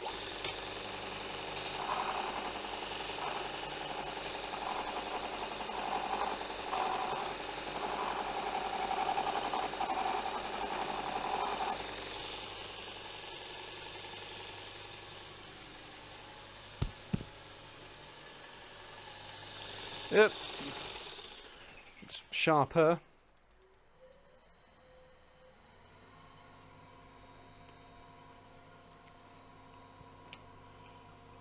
Let's pick that cut up. Oh, much better. It's like butter.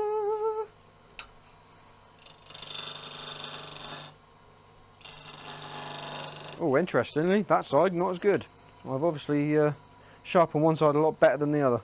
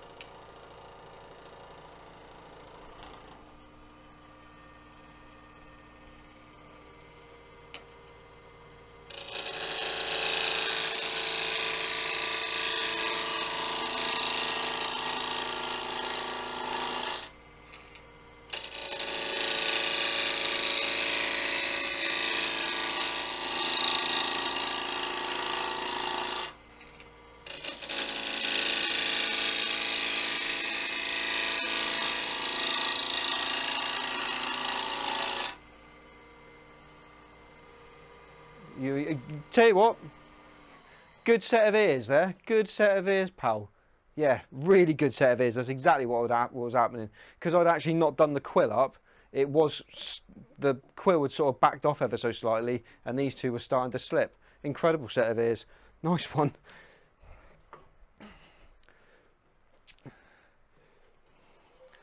This microphone's obviously a lot better than I give it credit for.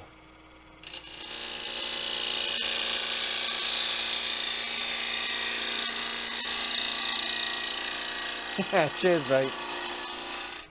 Yeah, appreciate it. How are you out? I don't know how you managed to get that, but you did.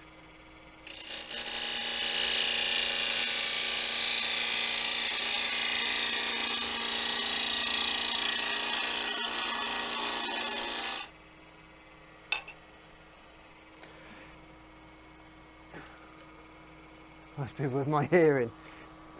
Ugh. Just drop that down ever so slightly.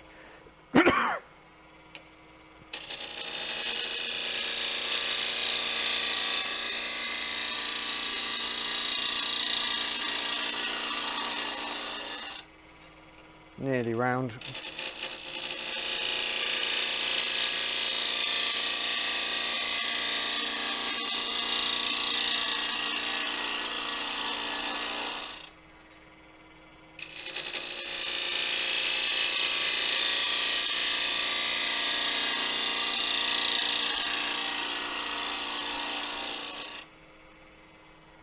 Oh, itchy nose, itchy nose. Don't know. Microphone is quite good though. Well, do you know what? I had to phone and thank my father-in-law because he got it for me for my 40th birthday. And I know now you're going to say, "What? There's no way you're 40." Honestly, trust me, I am.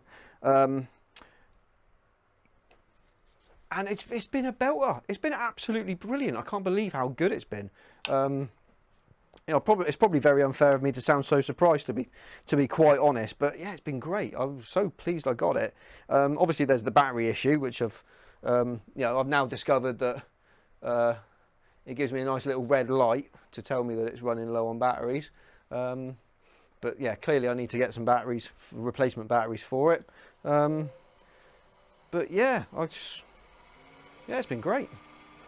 And it also means that I'm completely untethered to whatever it is that I'm working on. I don't walk off and drag my streaming setup off the table or anything ridiculous like that. So it's nice and safe.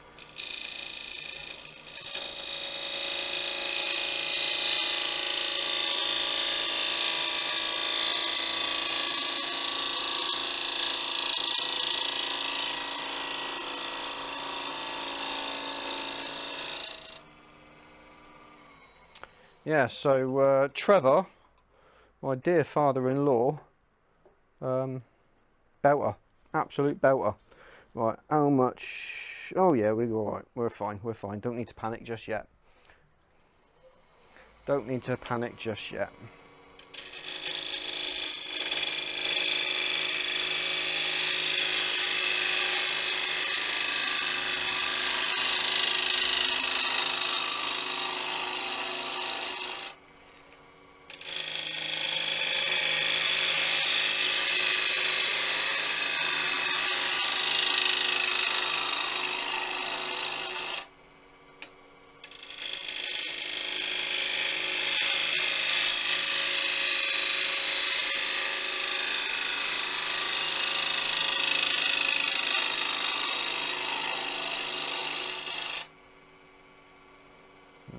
I'm about to pick up that top end yet.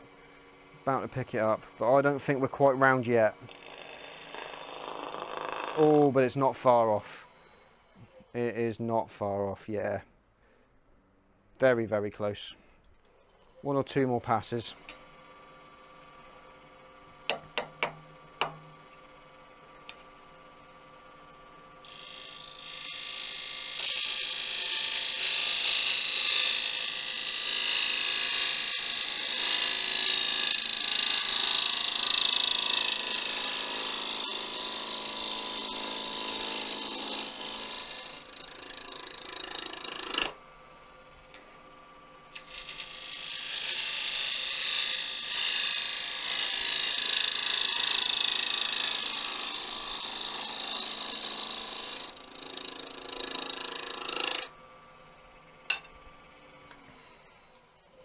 Are we round?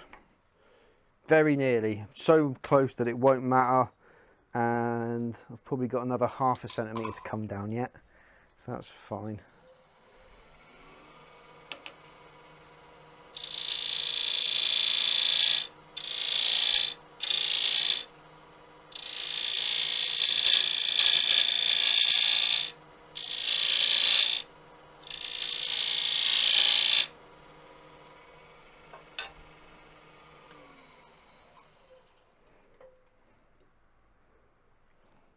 Little bit more.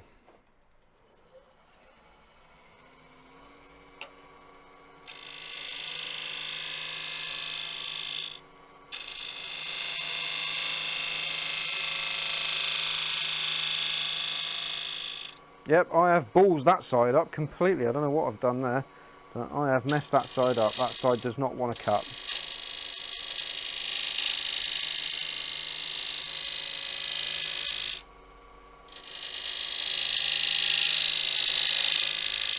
I have to go and revisit my sharpening technique a little bit. Clearly, I've lost the knack.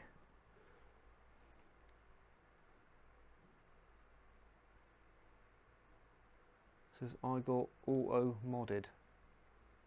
Slithers left. Oh, I'm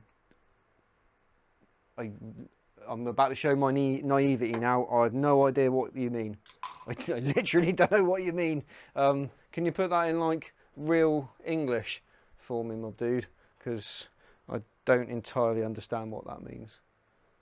It says, Daisy! Daisy's in the house! Hey, I've been watching for about 15 minutes. Seems like a struggle day. Yeah, I know, mate. I know. For those that don't know, Daisy she was one of, like, I did a Kickstarter for pens, and she was like one of the first backers. And she's been ever so positive, and just really nice, and checks in every now and again, sort of sees what I'm up to work-wise, and yeah, she's great. So yeah, everyone, this is Daisy. Daisy, this is everyone. Welcome. I'm glad you're here. It's very nice to have you. Hopefully you're a follower. If you're not, whack the follow button and you get a little animation or something here. No point in telling you to go over to YouTube because I know you're already over there. But thank you for that. I do appreciate your continued support. You absolute legend. Right, so Chak Auto Mod has held my message waiting to be checked and approved. It's something in case someone says something bad. Well, what did you say? What on earth did you say? Hi everyone, hi Drew. Glad to be here. Followed. Oh, you followed last week. Well, unfollow and then follow again, and then you get your animation then, because I'm not sure I saw it come through on stream. So you might as well unfollow and then follow again, and then you get your little do do do do do do. Hopefully. Yeah, I to my knowledge, I haven't got a yeah, all right, mate, cool. Yeah, I haven't got a notification of anything that's been held. In fact, do you know what? I might just mod you, and then you can just do it yourself, right? I think I can do that. All I do need to do is just find my chat again. Hey!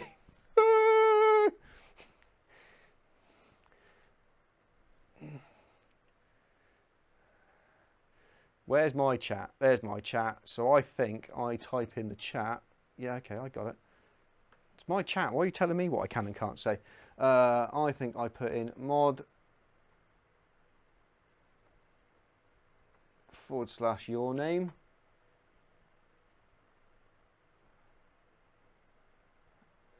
Or have I used the wrong slash again? Have I used the wrong slash?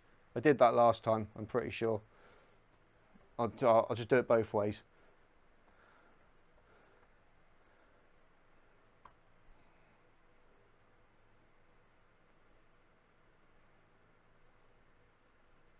Oh, is it? Oh, what?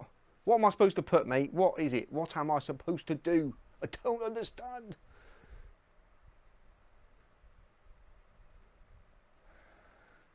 / mod space your name. Right, got you. I will do that. And it's a that way slash. So that's a that one. Mod. No.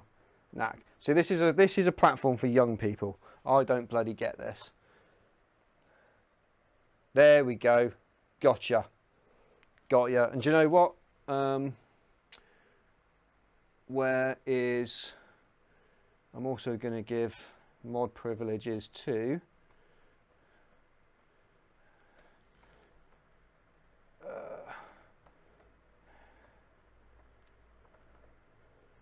649. Daisy, you are now a mod as well, and I'm also going to, hopefully I can scroll into this chat and just get the right spelling for, oh, Automod had a message. Oh, you put hold your tool, and it held it for review. That's a bit overbearing, isn't it? I mean, I get it, but, so any donut, you're getting a mod privilege as well.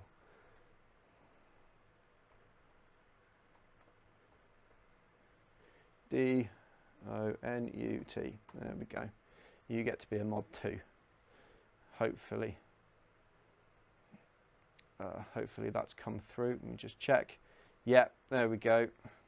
And tell you what, why not? I will also give modding privileges to I will also give mod privileges to the wife, because, you know, she's up there, I'm sure, still watching. So it seems only fair. Oh, done. There we go. Everyone's a mod. Now who are you modding? You're modding each other at the minute. But who knows? Who knows? Yeah, when, if the streaming thing takes off, and you know, I need some sort of trusted people just to keep an eye on chat and kick dickheads and stuff like that, then, you know, you'll be my first, my guys, you know, my Jack Napiers. And if anybody else got that reference, then you all too. Just out of it, did anybody get that reference? Did anybody get the Jack Napier reference? It's okay if you didn't, but I'll be super impressed if anybody did.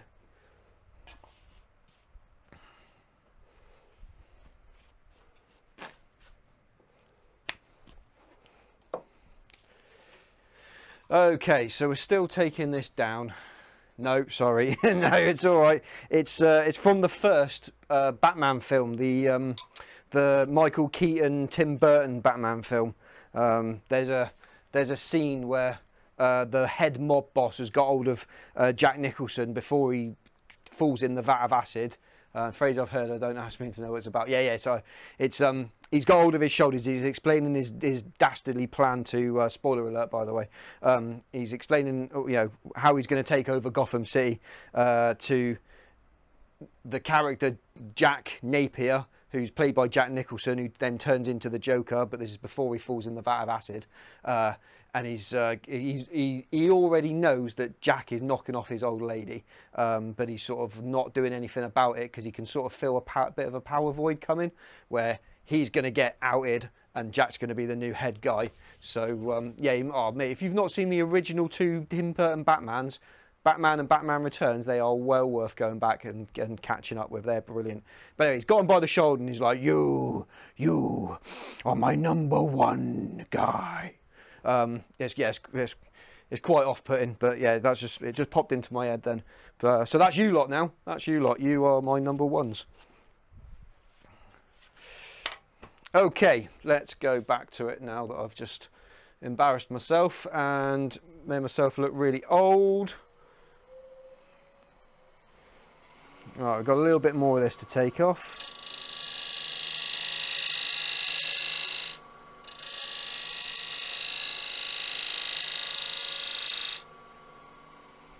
Yeah, those Batman films are really, really well shot, proper atmospheric, really dark, the way Batman should be, not that cartoon bullshit by Joel Schumacher and that other idiot that did, what was the other two? Batman Forever, and what was the other one that was crap? Batman Forever and Batman and Robin was the other one. God, they were awful. Yeah, the Dark Knight trilogy and that they were, you know, the Christopher Nolan ones, they were good. But the originals from Tim Burton were, God, just my favourite, by far and away my favourite. They're just really atmospheric. And, you know, Batman's like vulnerable. He's an actual, you know, he's actually a bloke.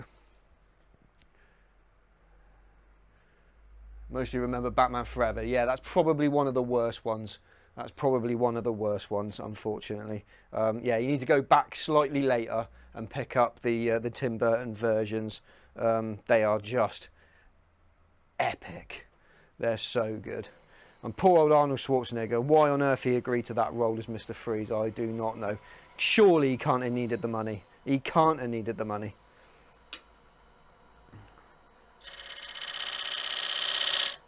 Or maybe he did because he knew he was going to have to pay off his missus because he was knocking off his nanny or whatever.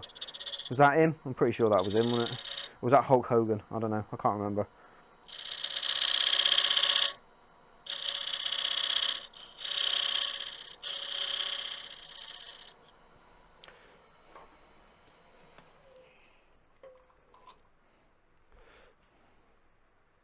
Oh, I've got my stream thingy thing up, haven't I? God, good grief, that's very bad of me. F11 on it, there you go. There we go. Yeah, thanks for the heads up, you guys, that I've still got that open.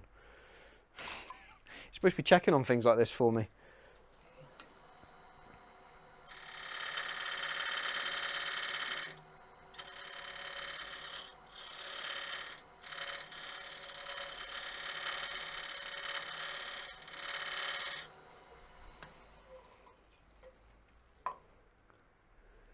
So the Seal song, Kiss from a Rose. Oh yeah, that's a great song. Yeah, yeah. But to be fair, Seal. I mean, is he? I don't think Seal's done a stinker. Oh, he's got an incredible voice.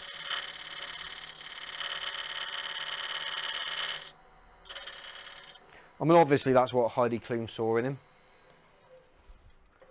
Mother loves Seal. Yeah. Yeah, I think a lot of people like Seal. I think he's sort of a bit underground, bit of a unsung hero. Yeah, Heidi Klum clearly loved his music. That's what she was mostly into.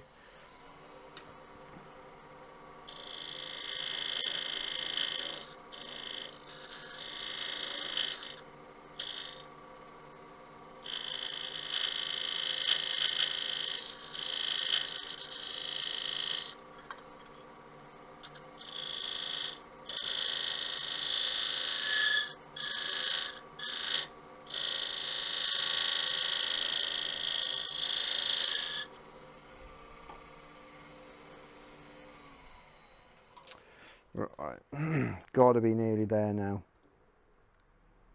Super close. One more, just taking off dust.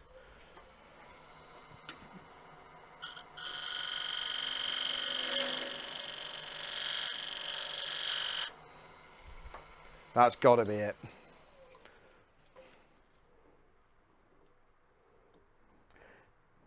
Yeah, I mean it's a gnat's whisker. You're talking atoms, and by the time we've done a bit of sanding, then we'll be okay. So what I want to do now is bring my mouse over to here and just get that reference. Where was that reference picture? There we go. We use that one. Now, sir,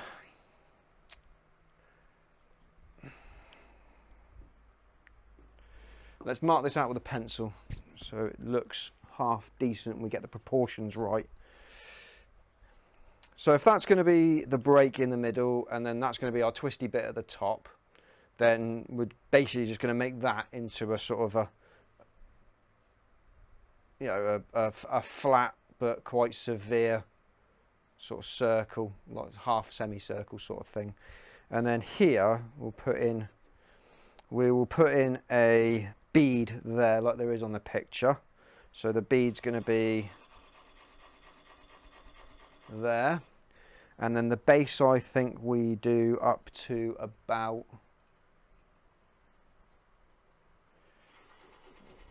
there.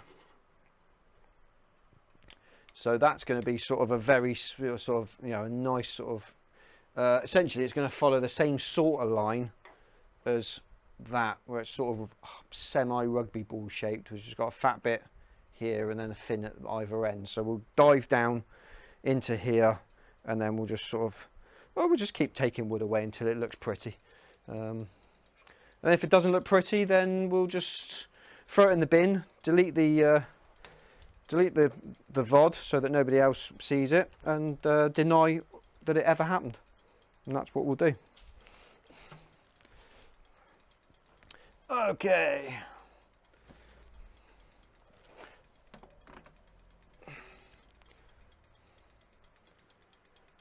Dome, yes, dome. That's exactly what I meant.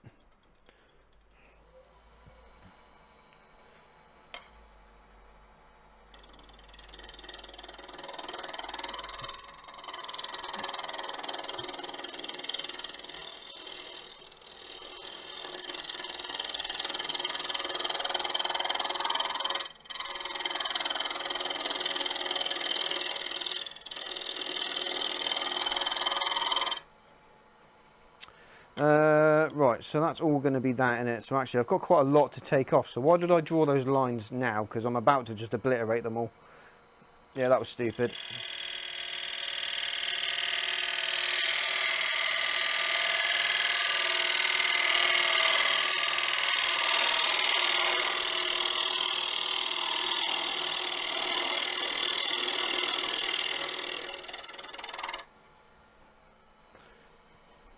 Do you want me to see if I can get like a proper good top-down shot? If I can get you in a bit closer, rather than point this straight at my balls. It's about as tall as it'll go. Oh, easy, tiger.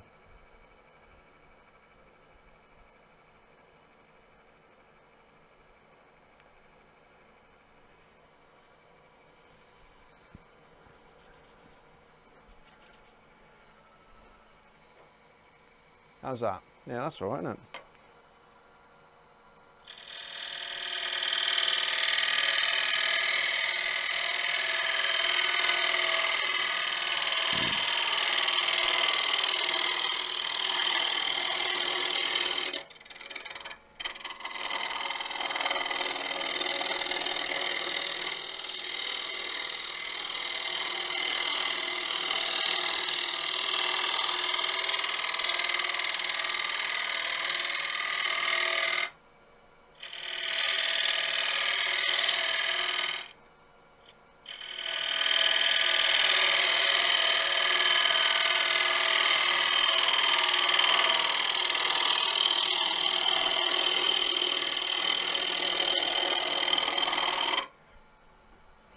Literally just the quickest way of taking off a ton of material quickly.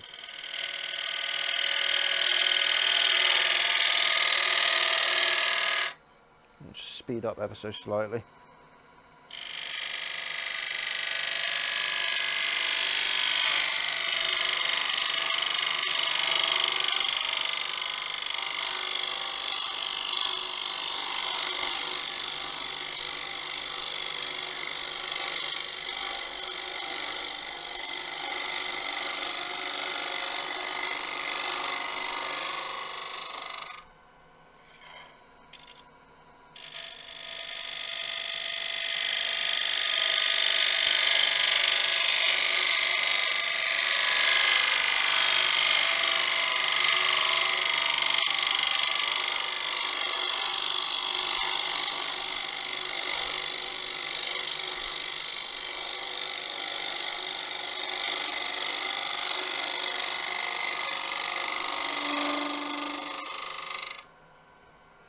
There we go.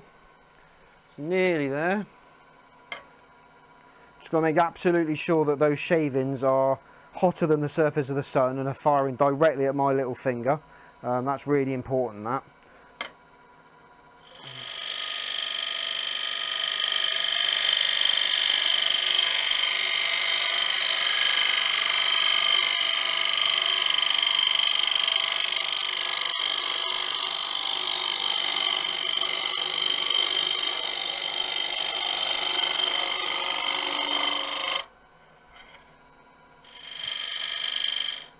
Right, I need to be a bit careful here. I don't want to dive into this anymore.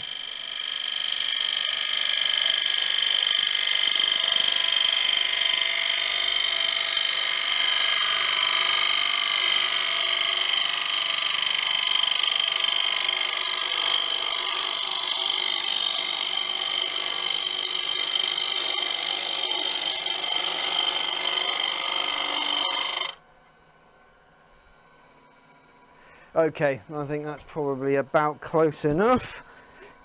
Oh, I'm covered. Absolutely covered.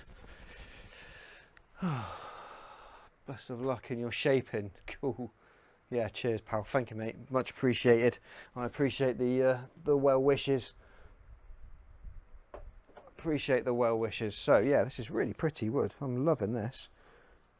Yeah, bit of grain tear out, but I mean we've been using a scraper, so it's not surprising really. Well, I need a quick drink. How are we all doing out there? How are we all doing out there? How is everyone? Everyone had a good week, I hope. Really hope you've all had a good week, because they don't seem to be getting any easier, do they, these weeks? But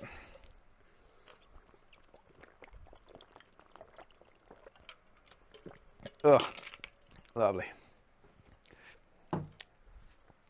Lovely jubbly. Oh, cool. Right. I keep saying right, but I don't really know what I'm saying right to. What the hell was that? Oh, Linus Tech Tips has just uploaded. That's one to check later on in bed. Lovely jubbly. Do enjoy an LTT video.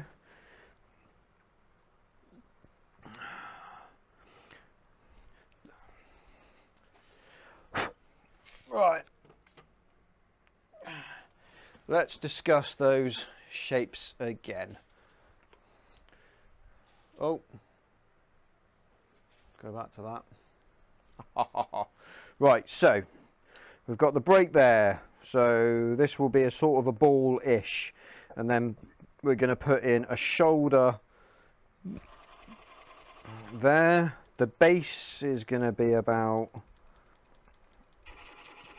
that tall.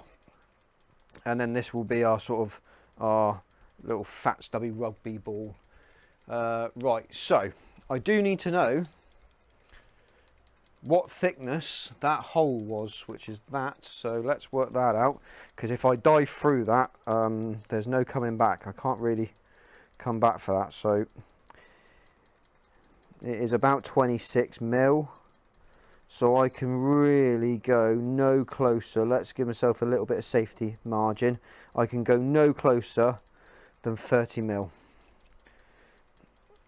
So if that slips onto this, I've probably overcooked it a little bit. I'm a bit close for comfort, but you know, that gives us so much to play with. We've got loads of room. I mean, we just got to find the shape in that doesn't go thinner than that. So I think we should be fine. We should be fine. Right, let's get shaping. Let's get shaping.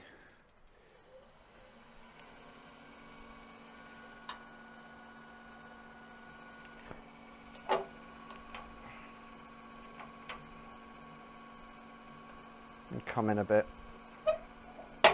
There we go.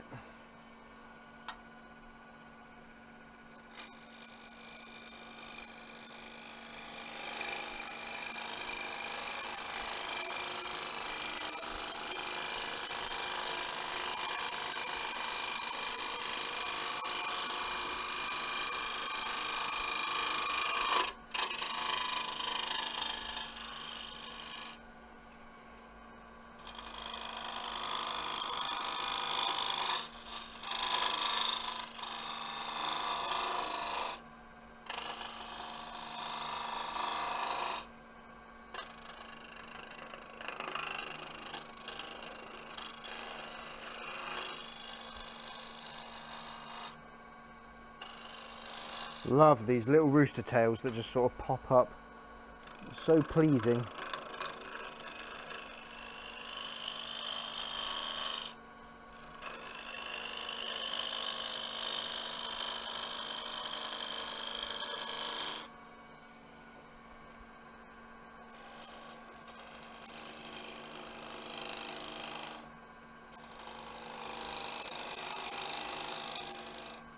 I mean, if we pick a final depth for here, and then that will sort of dictate sort of how round here I can go.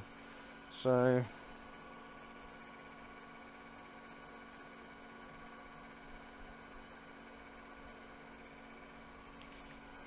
Can I get you in just a little bit closer? There we go. It's fun to watch the shavings fly around. I can't imagine the clean-up. Luckily, I've got a friend. I've got a mate who helps me with the clean-up. Where are you, you little legend? There we go. Can I get you in shot? Or do you want to take a guess at who my little friend that helps me clean up is before I bring him in? And it is a him. Anybody who's not from the UK won't understand how significant Mr. Dustbuster. That's an American thing. No. For anybody who doesn't recognise those pairs of eyes. Oh, come on.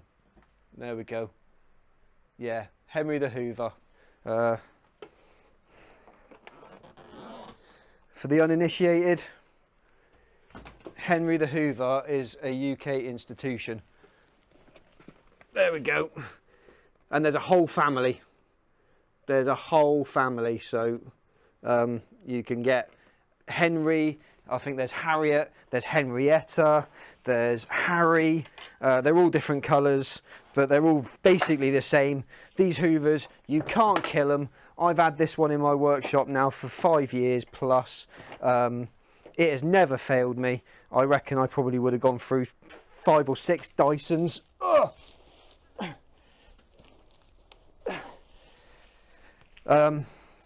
Yeah, they're bloody awesome. They're absolutely awesome. Yeah, American. You're not American, you're Southern Canadian. There you go. Or Northern Mexican.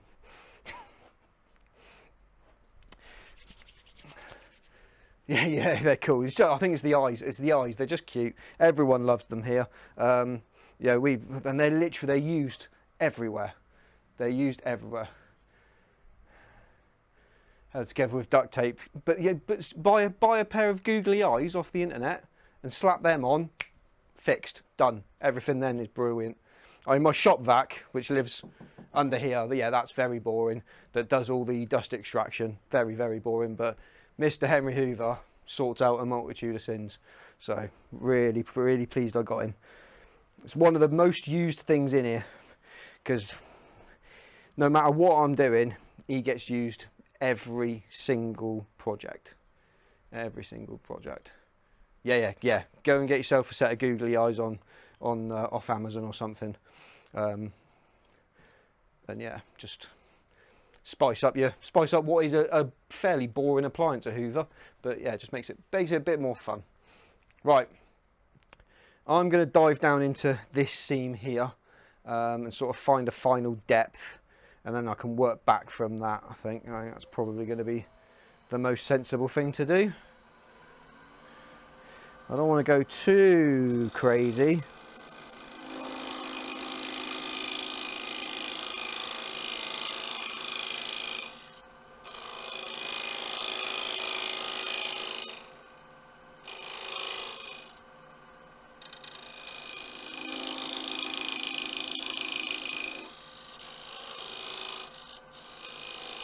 Yeah, I reckon there's a ball in there somewhere. There could be a ball in there somewhere. Let's see if we can find it.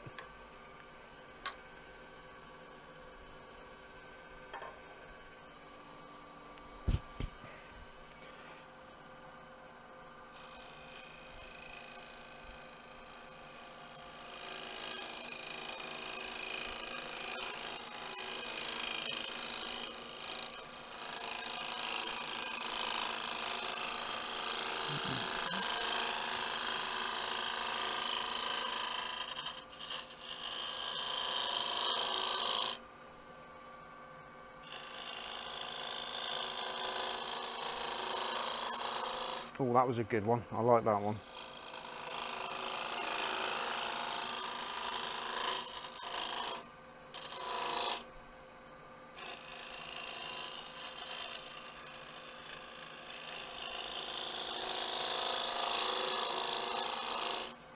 Oh, that's looking good. That's looking promising. Let's see if we can continue that.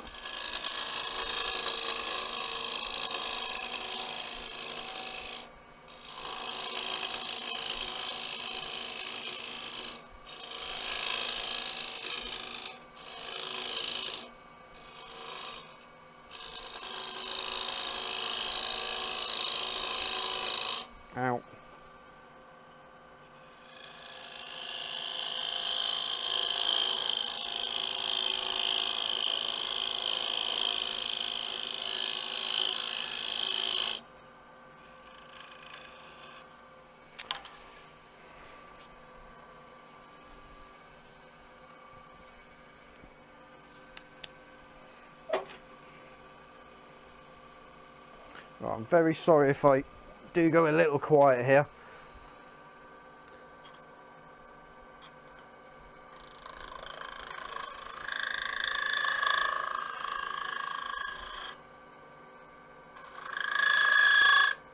Oh, that's a horrific noise. I don't like that.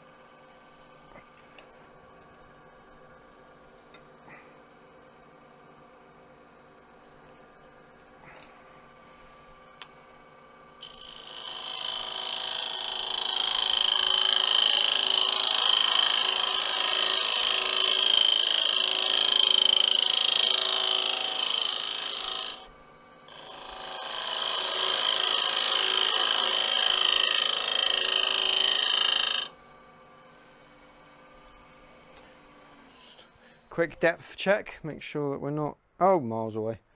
Yeah, we're good.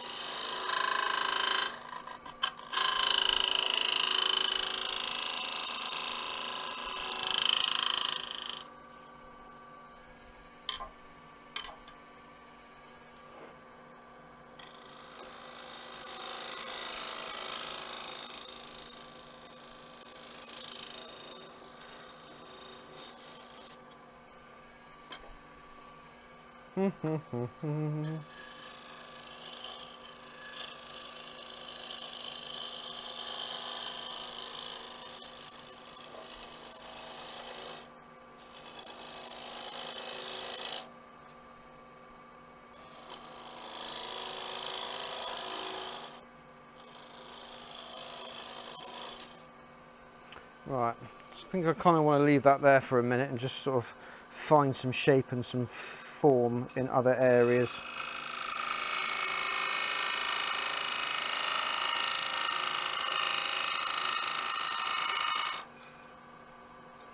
Because I kind of want to go down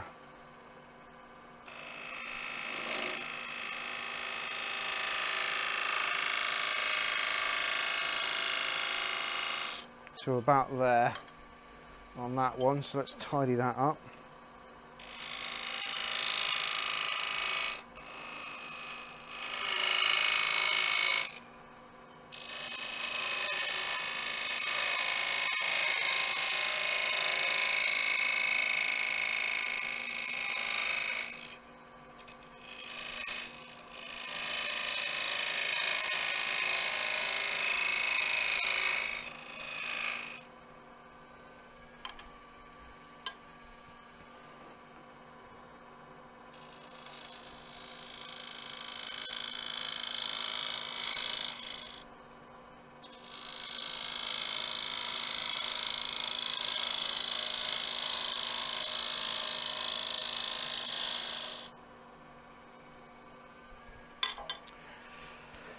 Right.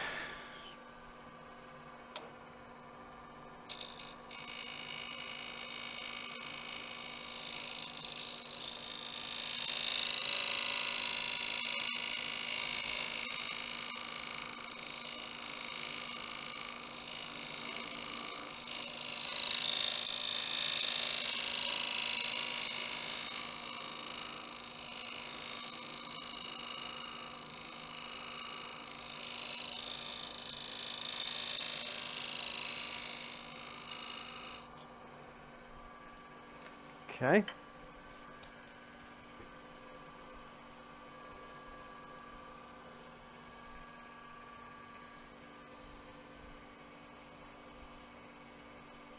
And then maybe a little lip over, so we've got some bulk to get rid of, certainly. Definitely got some bulk to get rid of.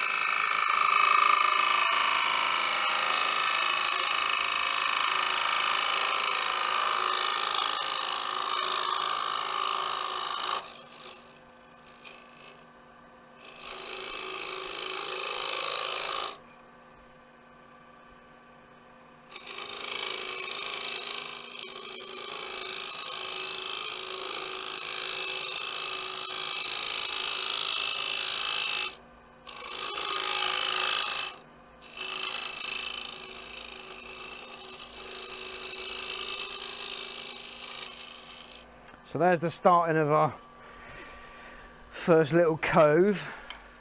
We'll further define that in a bit.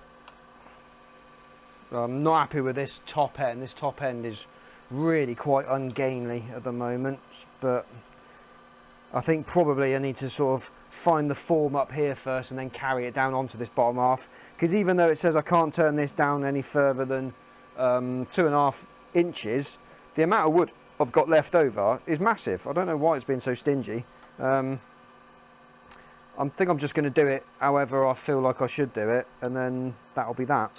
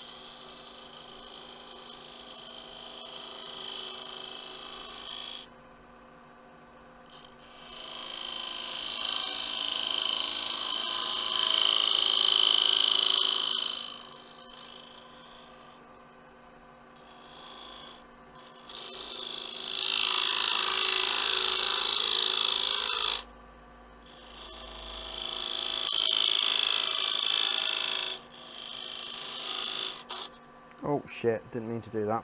Bollocks. Whoopsie daisies.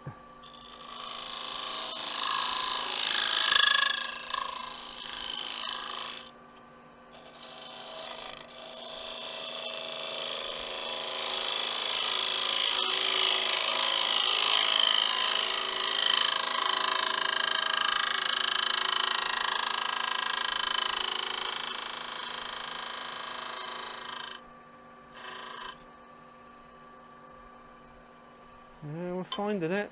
We're finding the shape. It is in there somewhere.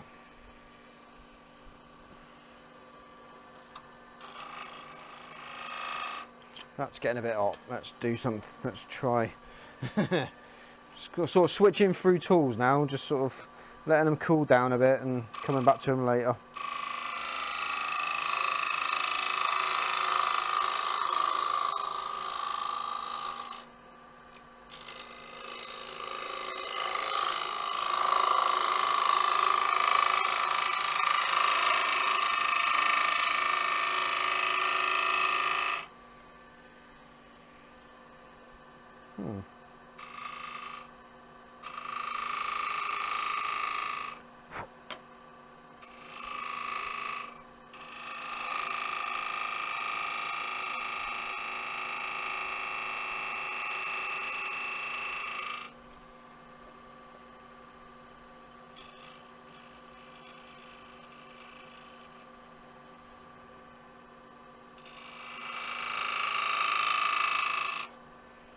Okay.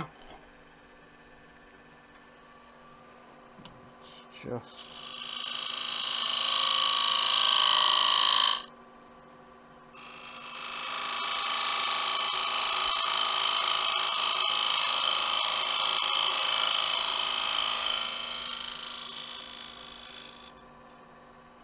Oh, that's not bad. That's quite a handsome little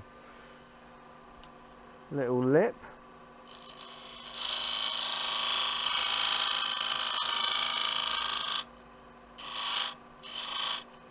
Yeah, that's not too bad. I mean, clearly this is a bit barrel bellied yet, but right, we'll just have a quick check of depths. Yeah, so we're approaching close over here, approaching close, but I can still go down here quite some way. Here I've got loads to take off, and then we'll find sort of an appropriate amount in the body. Yeah, this is shaping up to be okay. I still think this is much too thick, because I mean, if I turn, I don't know whether you'll be able to see, look how much wood there is between the hole where this piece of pine pokes in and the outer edge of here. There's loads of wood there. So I don't know why I've done. I can't see my chat. It says, do as the British do and give them a stiff upper lip.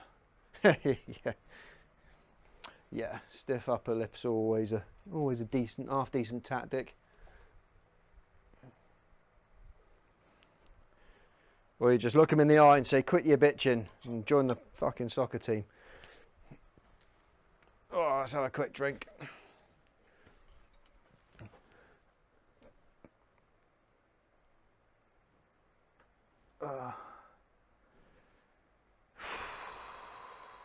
God.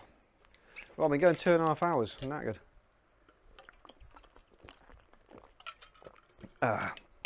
Lovely jubbly. Lovely jubbly. So, for those that are not in the UK, clearly, I mean, here it's getting on for 10 past 10 here now. Grind wood is awesome. Yeah, it is lovely. I came in later. What type of wood? It's yew wood. Not you. It's yew. Y-E-W. Sort of a yeah. It's common to England. Find it loads in church graveyards for some reason. Seem to be sort of the place to find it. But yeah, it's very pretty. And when it finishes, it's sort of got an orange tinge to it. So it's sort of fairly similar to some of the fruit woods like cherry. But yeah, it's beautiful. They do say that actually use one of the most toxic woods to work with.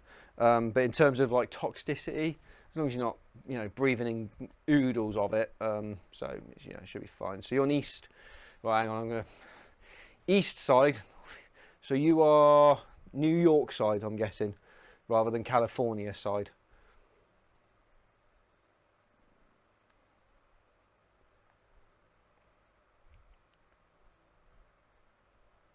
New York side, cool. I'm actually dead good. Have you ever played that? I mean, clearly I'm preaching to the choir, but I played that game where you just get a completely plain map of the United States, and then it asks you, right, where is Maine, where is Delaware, and you have to click, and if you don't click it in the right area, there's no state outlines or anything, but you have to try and score like the highest one you can. You only get like 7 minutes to do them all. That's quite good fun. It's quite good fun. Yeah, quite good at that actually. Not too bad at all. So you'll be, if you're New York side, then New York East Coast will be what, Maine, Connecticut, Massachusetts, New York, Virginia. Americans can't pass that test. Yeah, you are. Most. There's got to be some. It's only the thickies that they seem to put on camera because it's just good telly, isn't it? Just take the pit, but not all, I don't think anybody's that ignorant to say that all Americans are like that. Clearly, because that's not true. But yeah, it's quite a good one. So yeah, I mean, yeah. So Florida, what's above that? Florida, Georgia. Then there's above that are the Carolinas, I think, and then I think it's Virginia. Oh, Maryland's in there somewhere. Yeah, I think that's most of the East Coast. I'm pretty sure I got most of them. New Hampshire, Vermont. Vermont's up that way as well. So yeah, there you go. I'm just showing off now. Just showing off now. Now ask me to do British counties. Useless. Absolutely useless. Couldn't do it. I can do all the counties from where I live to where I work, and where I used to live down in the southwest. But that's about it. Like most of like home counties, the larger London area, up and above the north to the east and the west of us. Useless at it. I know more American states than I do British counties. So there you go. Make of that what you will. Why? Don't know. Just it seemed more important at the time to learn American states than it did English counties, even though I clearly live in England. Each of their own. Right, back to it. I've started the lathe off. Let's get you back. Oh, I keep forgetting to change my overlay. one of those. Is that? I don't know anything about England because I love Premiership rugby and started looking at where the teams were based. I mean, that's not a bad way to learn sort of, like local geography. I would strongly suggest you don't put in the chat though which type of rugby you follow, whether it's league or union, because it's like that. Apparently, I don't care, but apparently that over here is like militant. Yeah, the league and the I don't know the difference. They're all played with the same shaped ball. I believe the object of the games are vaguely similar, trying to get it to the other end and then kick it through the goal after you've got it up to the other end, which I've still never really wrapped my head around. But in terms of which game I'd rather watch, God, I'd rather watch rugby than football. Football's a deplorable game, played by arseholes, watched by knobheads. Any sports teams, yeah, no, but we're universally crap at all of them. We invented football. Well, why aren't we any good at it then?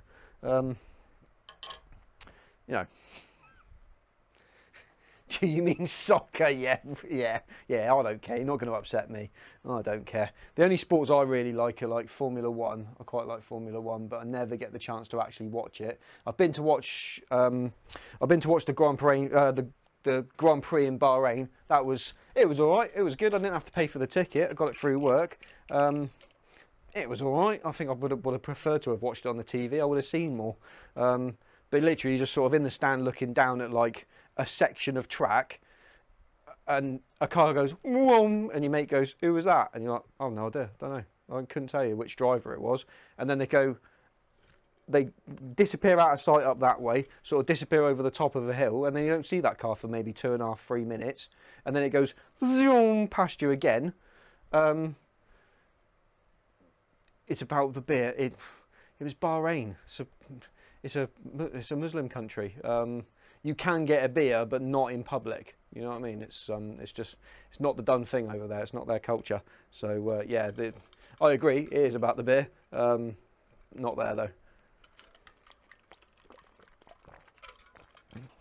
Not there. Not to say that it's a dry country by any means, because it isn't, but like being out and about drunk goes down like a lead fart. So, not acceptable. Not acceptable. And when you're a guest in someone else's country, whether you agree with their ways or not, it's the way they do it, so it's the way it has to be done. Which is fine. But yeah, Grand Prix, do like a bit of the MotoGP. That's quite good fun. If that's on, I'll catch that. I do love, and if you've never seen it, you've got to look up a video of like at the front of the bike onto the road of the Isle of Man TT. That is insane. That is incredible. Like, if you've never seen the Isle of Man TT, you've never seen anybody ride a motorcycle like these absolute nutcases do. The Isle of Man TT is world famous. On average, at least one rider dies every year. On average, it's very sad. But the riders, for reasons I cannot fathom, absolutely love it. Oh, insane! Yeah, crazy. Like 140 mile an hour through a town. And they're turning the bike into corners you can't even see yet. Yeah, people do. They literally die. I mean, one of the UK's favourite riders, Guy Martin, he's been off a few times. In fact, I think he's crashed more times than he's finished. But it hasn't killed him yet. But I mean, every single one of those riders, their days are numbered. I hope they don't, but I can't believe they haven't banned it yet. So but like, there's a great meme I've seen of a rider who's riding like on the ragged edge. It's the shots taken from behind him, and he's proper hunkered down on his bike, and he cantered over, and actually he's going round the corner where some of the wall is missing and his helmet is inside. So many riders have been round super close and have like took bits of that wall off. There's now a gouge in it. at the top, so his head is in the wall as he's going around this corner, and the words just says Lewis Hamilton ? Never heard of her. Which I think that is brilliant. But yeah, they're insane. I mean, talk about bravery and just becoming like one with the machine. I mean, yeah, I had a motorbike, but I knew the day I got on that motorbike that the limiting factor was me, not the bike. Definitely not the bike. Right, this is not getting us any closer to doing this, so let's knuckle down and get some fucking work done. Right, yeah, it does look a bit dumpy, doesn't it? It does look a bit dumpy. I think I'm sort of happy with the overall shape. It just needs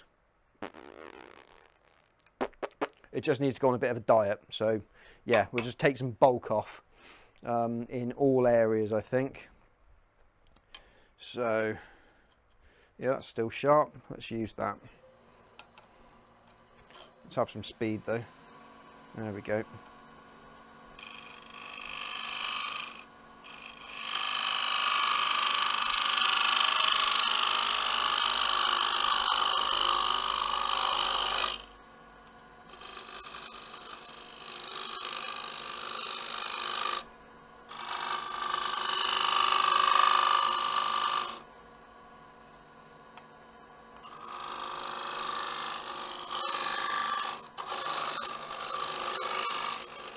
I know it looks like I'm just butchering this side, but I'm just going to get rid of some bulk, get rid of it.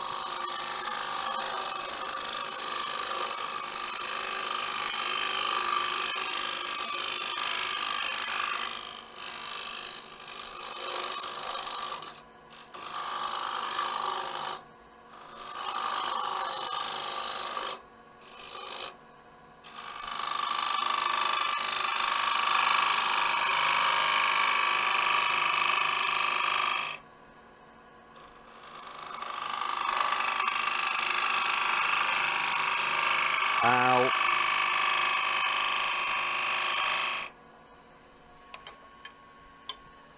Ow.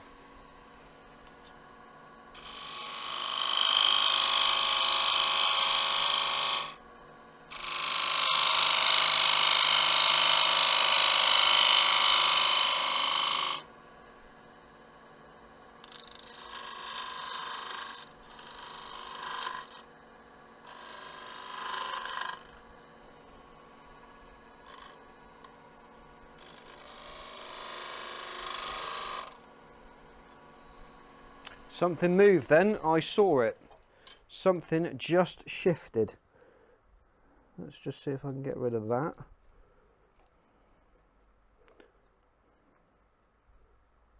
What moved?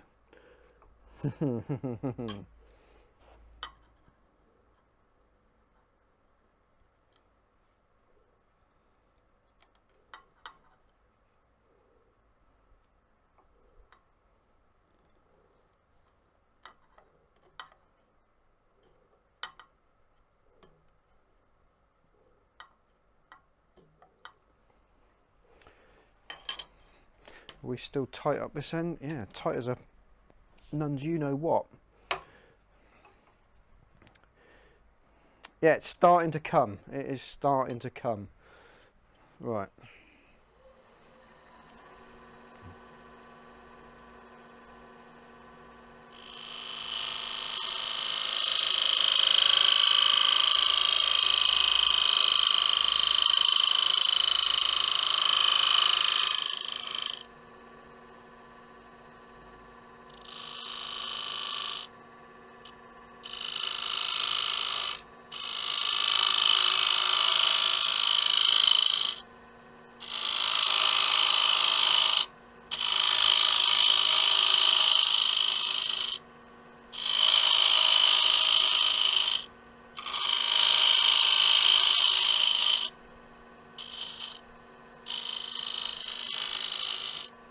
Yeah, I've just brought that shoulder down a little bit. It just looked a bit ungainly where it was. I wasn't a massive fan. So now I need to figure out where the centre point is now because I've moved it. So I think the centre point is now about there. So that needs to be our high point.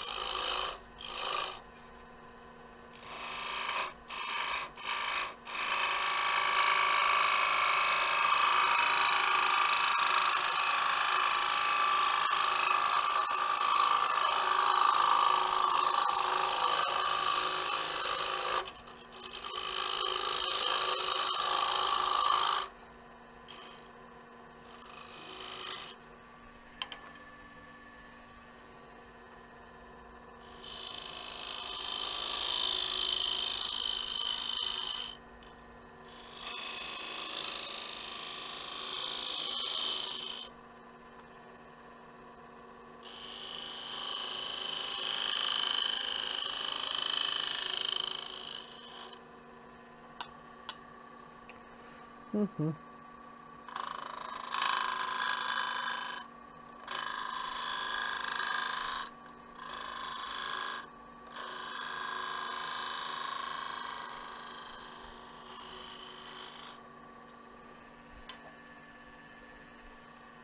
did have a little boo-boo here, didn't we? So let's just see if we can get rid of that.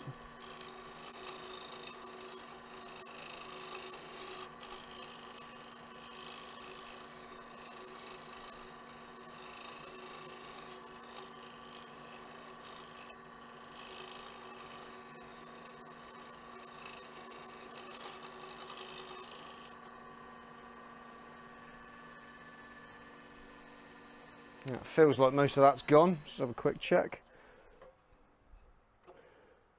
Yeah, that looks fairly all right. I think we're close. I think we're close. I do still think we're a bit heavy down this bottom end, so I'm going to take some bulk off down there.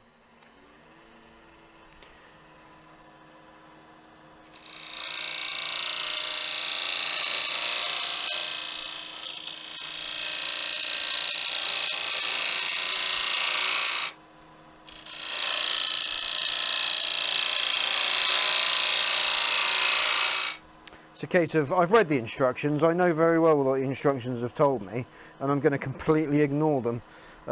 There's probably a very good reason why I shouldn't do this, but at the moment I'm not aware of it, so I'm not paying any attention.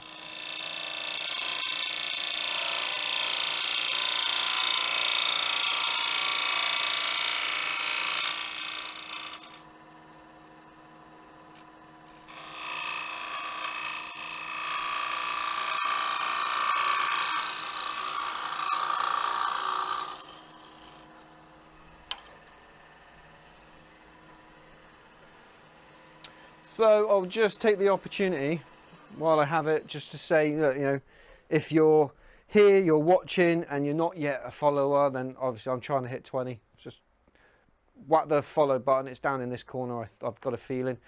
Really appreciate it. There's a little animation that plays sort of here-ish. Yeah, I'd really appreciate it if you just hit the follow button. That would be awesome. Help me get to 20, that would be wicked. Thank you very much for that. Incidentally, also, there's a YouTube channel in my bio on Twitch. There's a link to my YouTube channel. There's about 50 videos up there. If you're into this sort of thing, then, you know, go and find something that you enjoy and watch that. Become a subscriber over there. I'm trying to get to 500. That's my next milestone. I've been a bit quiet lately, not really done very much uploading on YouTube, which I do feel a bit bad about, but I've sort of got 3 or 4 videos now in the works. They're being worked on in the evenings while I'm at work, because I work away from home in the week, so it gives me something to do in the evenings that's constructive rather than just spending time and money at the bar. So yeah, if you like what I'm doing, then please support me. You know, watch a few videos, become a subscriber and a follower. Obviously, you know, I'm not asking for your money. I don't want you to become a subscriber here on Twitch. You know, I don't care about that. But yeah, your support, just say, look, I'm watching and thanks very much. Appreciate it. Yeah, a follow is all I'm asking you for. That would be fantastic. But yeah, I will keep plugging that until it happens, and then I'll move on to what else I'll do after 20 followers, probably 50 then. But obviously I'm not expecting that to be anything like quick getting there, so we just have to be a bit patient, you know, a bit patient. But these things will come. I'm absolutely sure they will come. Right, moving on. After the shameless plug, back to this blooming pepper mill, which is actually kicking my arse a little bit. I must admit, this is...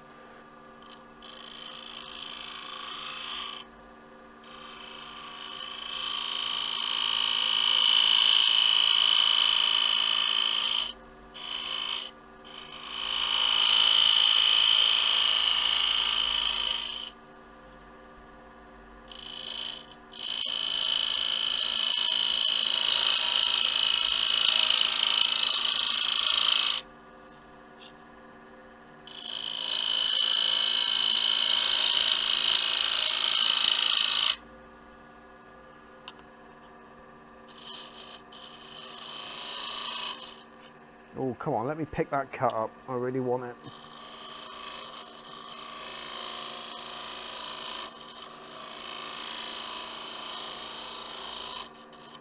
Oh, nearly. Stop skipping.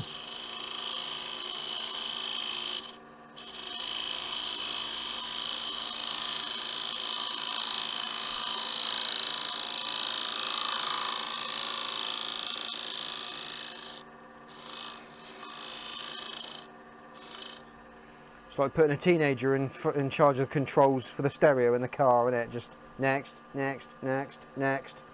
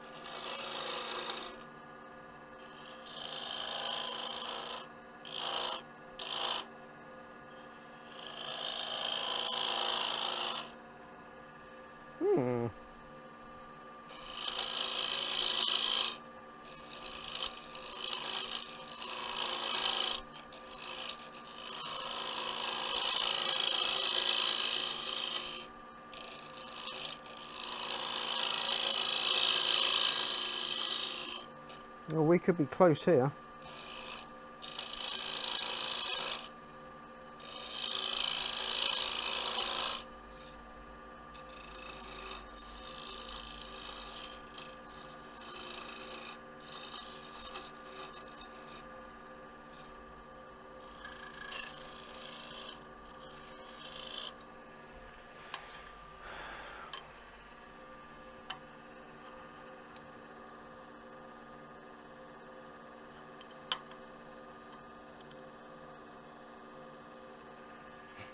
I am so scared of this tool.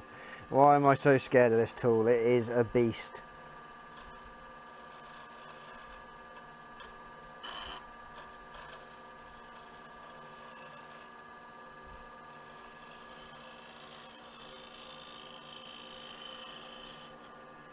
Yeah, I think I'll just use it like a scraper for the time being. Catches on a skew chisel on this one are just so easy to do. And they're normally, luckily, catastrophic.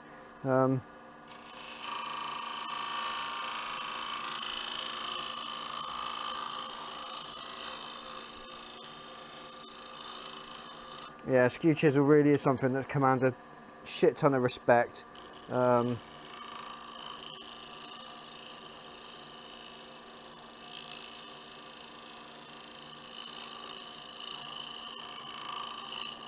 And if you're at all unsure, best avoided.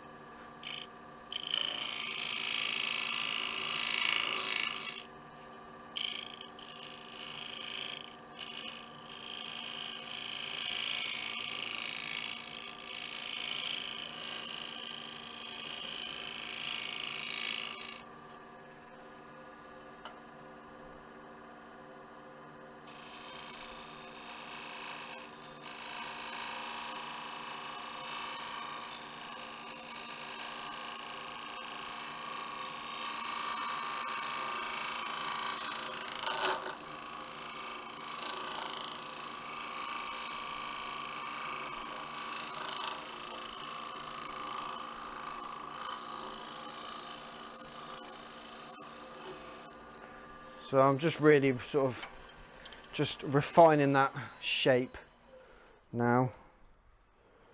Oh, don't know, do you know what? I'm actually all right with this. This looks. Well, what do we think? What do we think? And will it help at all if I had it in my hands so you can sort of see it for its actual shape? Let's go to. So there we go at the moment. I mean, it's all right. It's okay for a first go. I mean, yeah, I've got a little bit of depth there I can play with, but I mean, in terms of like, you know, yeah, it is a pepper mill.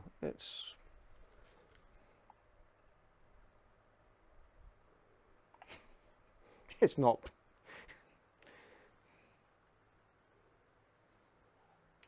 Yeah, it's okay.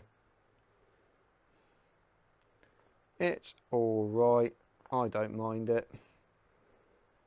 Yeah.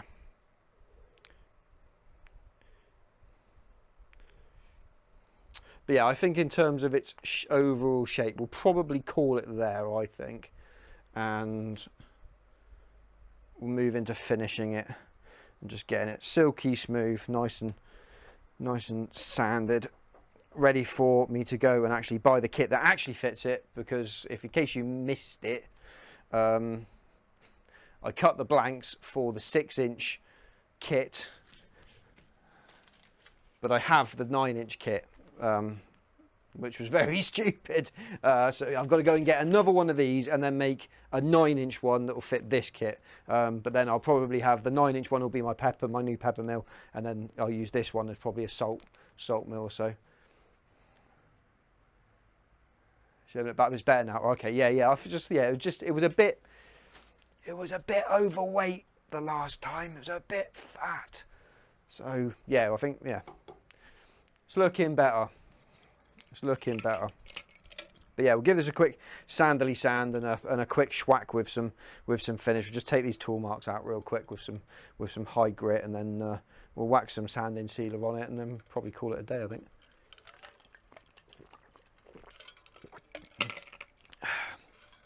Because as much as I would love to, I cannot go into the night, because tomorrow I've got to be up early because we are going clay pigeon shooting, sort of relatively first thing. So we've got to be leaving the house by 8:30 in the morning, and it's already 10:30, and clearly this needs some beauty sleep. So what does sanding sealer do? Good question. Great question. Don't mind answering questions at all. So, sanding sealer. There are a few different types of it, but I generally use cellulose sanding sealer. So cellulose is a material that wood is mostly made of. There's like lignum, and it's one of the ingredients of wood, cellulose. What is it, and what does it do? It does exactly what it says on the tin. It seals the wood after sanding. That's the arsehole answer. What does it do for you? Well, it does a multitude of things. So if you've got some punky wood, my dad took it with him. Balls. But if you've got some wood that's got like a little bit of rot in it, or it's just constantly tearing out when you're trying to like finish it and cut it, and you don't really want to have to do loads and loads and loads of sanding to it, you can actually stiffen those, feed a load of this into the wood. It will penetrate into the wood, and then it will dry really quickly, and it will just stiffen the fibres, so you can get like a final very light, very quick cut. So that's one thing you can use it for. The other thing you can use it for is putting it on the wood, and that will it will discolor it, and it will give you an impression as to what the wood's going to look like when it's got its finish on it. It just makes it a little bit darker. Some people just spit on the work. It does vaguely the same thing, but it's actually healthy for the wood. And the other thing that you can use it for, once you've put it on, you do all your sanding, and then you should really, I suppose, if you were super vigilant, you would go over it either with an air hose and blow all the pores out, blow all the dust out of all the pores that was on the wood, or you could schwack it with a bit of methylated spirit or denatured alcohol, something like that, just to get it the surface prepped. Then stick a layer of that on, give it 5 minutes to go off and go proper hard, and then you can go back over it and denib it with whatever the last grade of sandpaper you use. So if you sanded all the way up to, like, I don't know, 600 for instance, put your sanding sealer on, it has a little texture. Well, the important bit of that is already soaked into the wood. The stuff that's left on the surface that's dried a little bit rough, you don't need that, because actually that might ruin the surface for the next layer of finish that you're going to put on. So I'll call it denibbing. But if you imagine sort of, if you zoomed into the wood, Now you've put something in that's sort of crystallized and formed on the surface. You've got lots and lots of texture. So if you take your bit of sandpaper that you used the last time you sanded the actual wood and just rubbed that off and denibbed it and brought all of those tool bits down so they're nice and smooth. Remember, on this step, you're not trying to remove material, you're just trying to expose the surface of the wood again and get rid of all of this that's now on the surface. The stuff that's in the wood and has penetrated, cool, leave it, that's doing its job. And then the surface of the wood is then prepped ready for the next one, but it just seals all the pores and actually stops your finish from penetrating into the wood, and it leaves the finish on the surface where it does its job, i.e. giving it some protection and making it shiny, or as shiny as you want it to be. Or if you've put a matte finish on, fine, but it just stops it from soaking into the wood then, and actually allows it to sit on the surface and do its job. And that's everything I know about sanding sealer in about 5 minutes. Right, sanding. Let's do some sanding. Great explanation. Long-winded though, wasn't it? Long-winded. Uses, like Mariah Carey, why use one word when 59 billion will do? Right. So not too fast. Again, not trying to put too much shape into this, just trying to cut down on some of the tool marks that I've left on here. You may or may not be able to see. I'm just going to throw this light on. There we go. Look how, do you see how those two tool marks just appeared out of nowhere? Turn the light off. Let the camera adjust. You can barely see, you can probably see this one here a bit better, but this one here especially shows up in decent light. Let the camera adjust. There it is, clear as day. So we've got to get rid of them, and there's an awful lot of malarkey happening up at this end as well, so we've just got to get rid of that. So first grit of sandpaper is just getting rid of the tool marks and finding the final shape. Sorry, I'm just moving some bits and pieces out of the way. Is finding the final shape and getting rid of these tool marks, and then every other grit after the sandpaper is removing the scratches that this grit put in until you can't see those scratches anymore. So it's just a case of, you'd be removing a lot of material at this stage, but it's okay, it doesn't matter. Just refining the surface. It'll take a few minutes, but you watch these tool marks just disappear. Thorough, let's call it thorough. You're very kind. You're being very kind. You could say, and I'm sure if my wife is still watching, you could say like her, "You're a boring bastard, shut up." It's probably a bit fast. Let's just slow it down.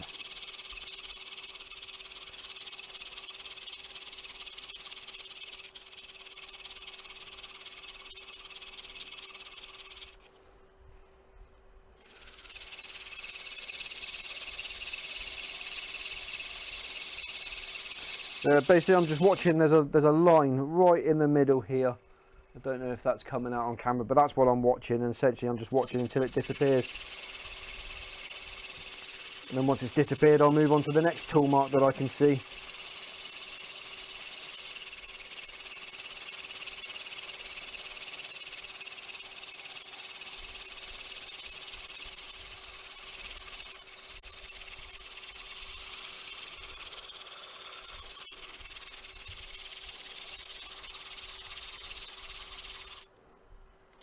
So lots and lots and lots of people I've seen, because I watch other people do their YouTubing and not so much Twitch streaming. You don't find a lot of turners on Twitch, but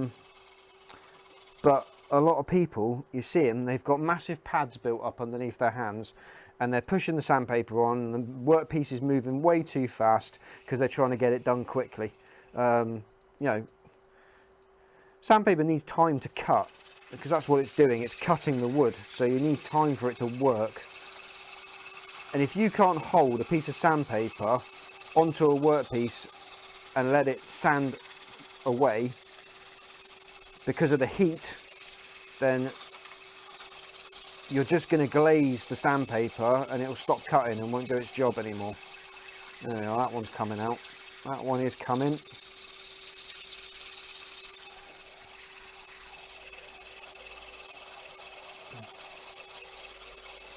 Because if I sped the lathe up, yeah, I might get done quicker, but I will burn through sandpaper. See this dust that's just collecting on my fingers?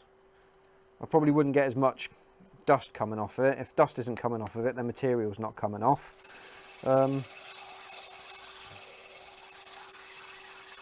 You know, sanding is, unfortunately, like, especially when I'm editing a YouTube video, you're sort of selling yourself short when you present that, because actually the shaping and everything is like, you know, probably 20 to 30% of the actual work. Sanding is probably 60% of the amount of time you spent, and then finishing is probably 10%. But obviously nobody is going to sit through a YouTube video, like literally nobody's going to sit through a YouTube video and watch 2.5 hours of sanding, which sometimes is what it takes. I mean, trust me, I am not, I could, but I am not about to spend 2.5 hours live streaming sanding, because even I would find that incredibly boring. So yeah, it's a difficult one, especially when I'm trying to edit. You like, yeah, you know, you sort of need to get the idea across that there's work that's gone into this, but it's so incredibly dull and tedious that, you know, and with YouTube, you're obviously desperate to, you're trying always to get people to the end of the video for attention, because it reflects well on your channel.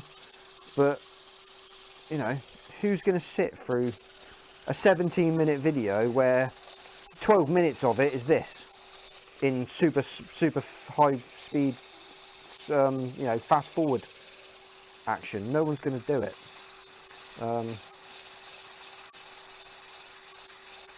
Which I suppose is why I sort of kind of emigrated towards Twitch and live streaming, because actually those that are really interested, you know, will sit through it. There are some that won't, but some that will. So it doesn't really matter. If it's your thing, it's your thing. If it's not your thing, then move on to the other thing that is your thing. Go and watch that. You know, no one's holding you hostage here.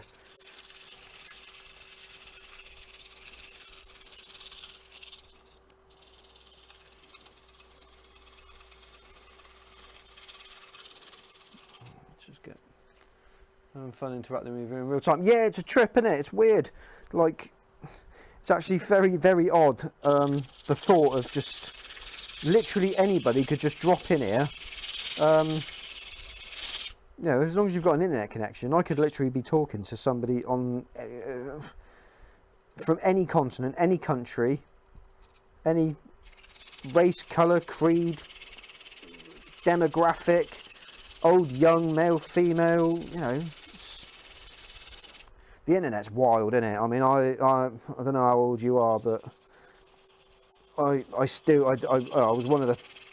was a kid when the internet was a thing and you could get it in your home, and you know, it was amazing. But I do remember life before the internet. I know it seems like an alien concept these days, but I do genuinely remember, like, after school you'd have to go to the local telephone box and wait there because your mate said he would phone that telephone box at a certain time, and if you weren't there, you missed the call, and you didn't find out what the hell was going on or where you were going to meet up with him.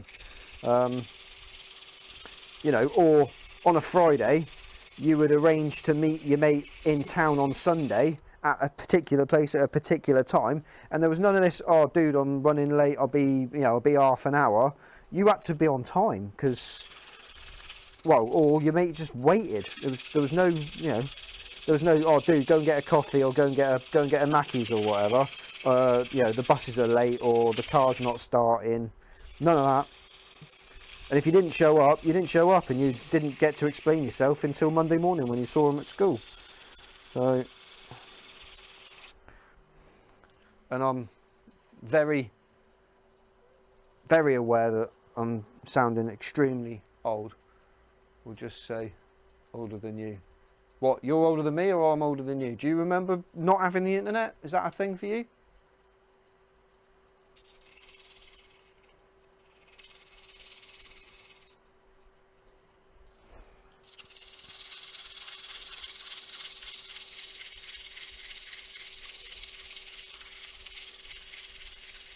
Yeah, I'm older than you. Oh, so you know exactly what I'm talking about then.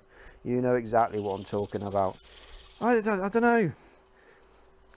I mean, yeah, it's good. And there's, you know, the whole history of human knowledge is at your fingertips, which is fantastic. It's great. But while it's given you access to the world, it's also given the world access to you. And now there's nowhere you can go where you can't be bugged or contacted. Do you know what I mean? Like your privacy was, your privacy's gone basically. I was out of college before the internet even became vaguely common at home. Yeah. So yeah, I don't think you're that far ahead of me. I remember getting internet in the home. Oh, I must have been probably 13, 14. I think internet in the home. And it was wild what you could do. Absolutely wild.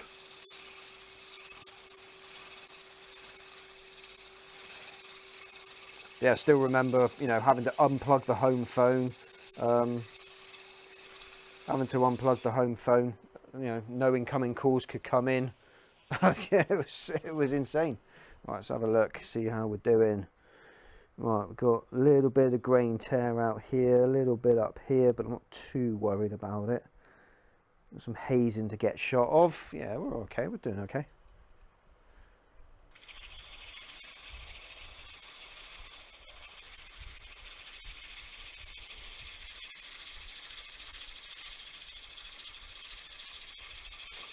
Not terribly, but a bit. Yeah. Yeah, it's wild. You know, we've got a 21-year-old. You know, he's never, as far as I'm aware, he hasn't always lived with us, but he's certainly ours now.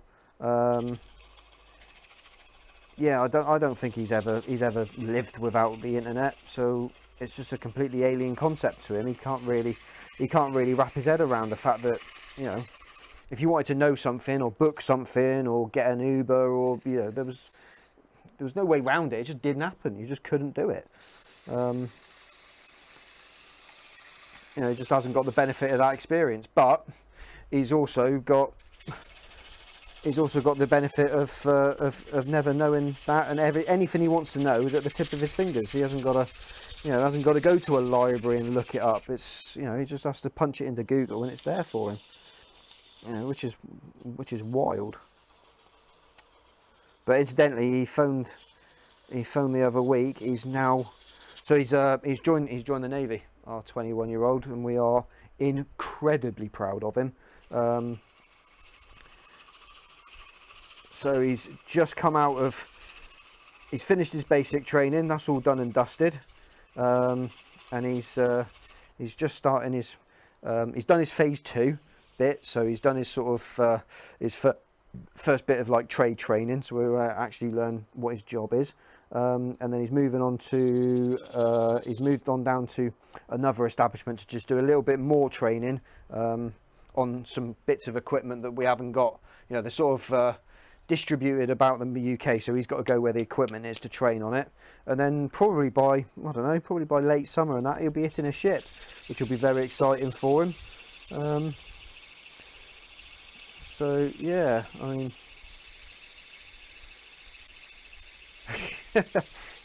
yeah, no, I mean, I say he's ours, and he is ours, but no, neither me or the wife are his parents, but we're his. We didn't adopt him; we sort of inherited him, I suppose. Is the best way of saying it. But yeah, he's a smashing kid. Drives me absolutely up the wall because he's super lazy, but aren't all kids. But bless him, when he's home, anything you ask him to do, it's done. You never have to ask him twice, but you do have to ask because he won't see it. It's not like he won't go looking for it, but he definitely won't see it. But then I think that's all teenagers for you. But yeah, no, he is making us incredibly proud, following both me and the wife's footsteps. We're both in the Navy. Dawn's now out, and you know, pursuing other things, but I'm still in for the time being. But we have made sure that we will. We have made sure that we'll never serve together. I don't think that would be very good for our relationship. So we've made sure that yeah, he and I will never serve on the same class of ship, let alone the same ship. I think we'll let work be work and home be home, and the two should never really mix. So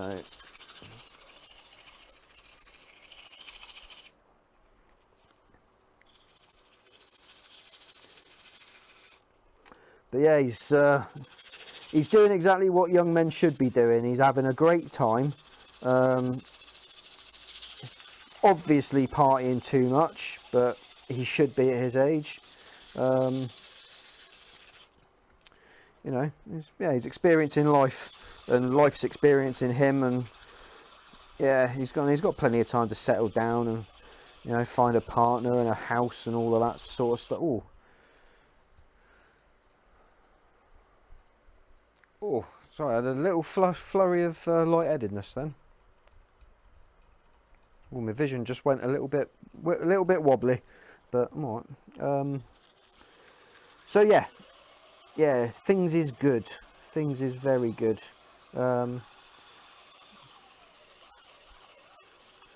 Yeah, when he decides what he wants to actually do, whether he's going to stay in or whether he's going to, you know, do a few years and then leave, or maybe he'll go. Well, he says he probably won't go upstairs to the officers' mess, but you know, maybe he'll reconsider. Who knows? But yeah, well, I mean, whatever he decides to do, he'll have our support and the benefit of any guidance that we can give him. Yeah, I said to him, you know, make sure if you ever get in trouble, you make sure you phone me. Not because I'll be able to do anything about it. I just want the opportunity to laugh at you down the phone for getting caught.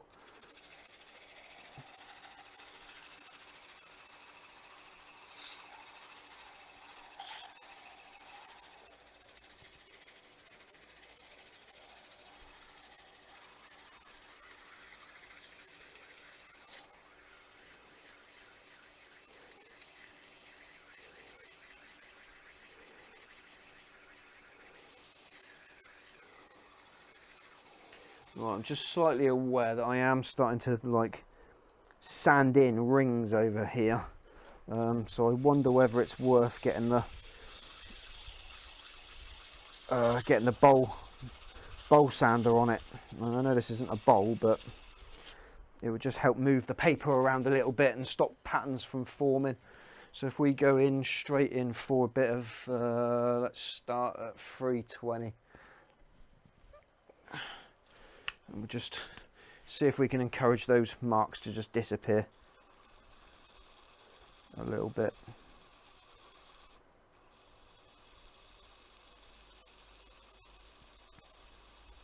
I could put this in the drill, but I think we'll be okay. I think this will probably get rid of most of it. Well, it's not very central, is it? Come on, kid, you can do better than that. There we go. Speed that up a bit.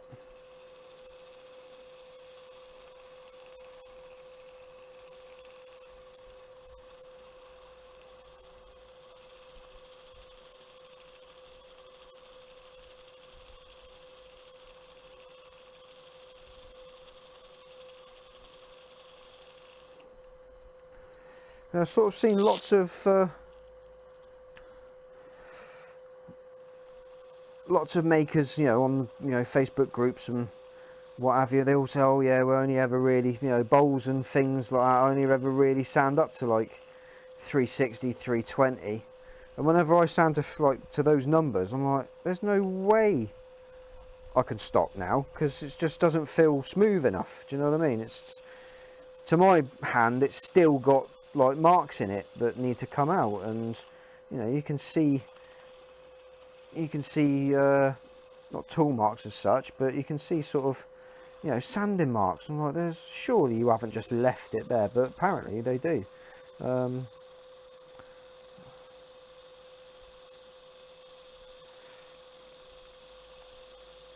That'll probably be why those pens took me so long, Days. They weren't exactly a quick turnaround then, were they?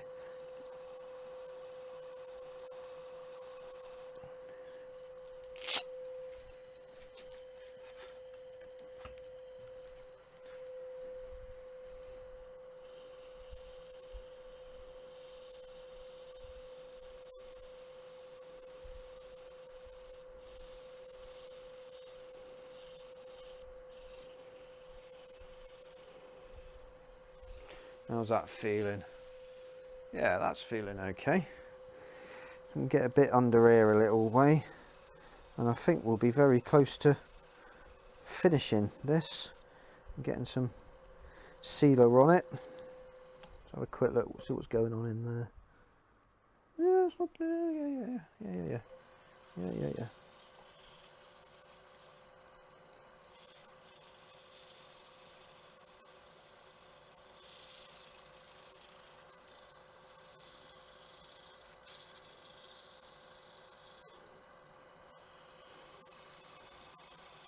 So this is absolutely one of the things that I should be wearing my face mask for. But unfortunately, I was making a sphere for my aunt, and it had a little crack in it. So I was like, that's not right, it's fine, it's a resin sphere. I will fill it full of super glue, and it'll be fine, I can carry on and it won't blow apart and just hold it together for me. So I filled the crack full of super glue. I sprayed the crack with lots of activator, which made the super glue go off immediately. And then I immediately started cutting into it with a tool, forgetting, of course, that the super glue underneath, under the surface, would have been liquid still. And it all flew out. And luckily I was wearing my face mask, because very quickly I couldn't see, because my face mask was just covered in little blobs of super glue, completely covered, which was very annoying, especially as the face mask has got what's it called, like an impact proof visor.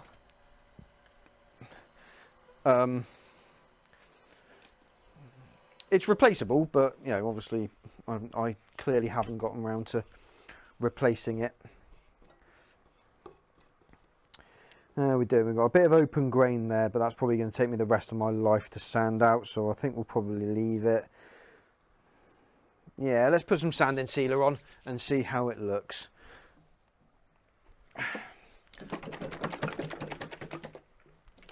Obviously it's not a really good sound, this, unless you can see what I'm actually doing, so I'll just switch to face cam so nobody thinks there's anything untoward going on.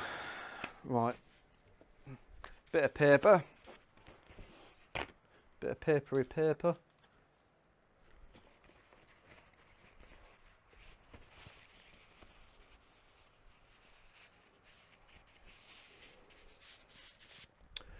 While I'm here, let me just bring my oh piss, I've hit the wrong button. There we go.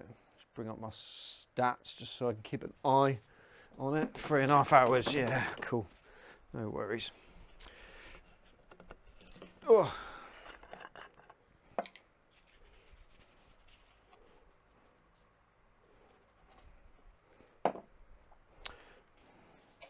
Clearly going to need more than this, but there we go. Oh, you can't see, sorry, what an idiot. There we go, so you can see what a difference like that makes to it. Let's turn that light off and you'll be able to see a little bit better. So yeah, it's just a case of giving this some colour, schwack it in everywhere I can.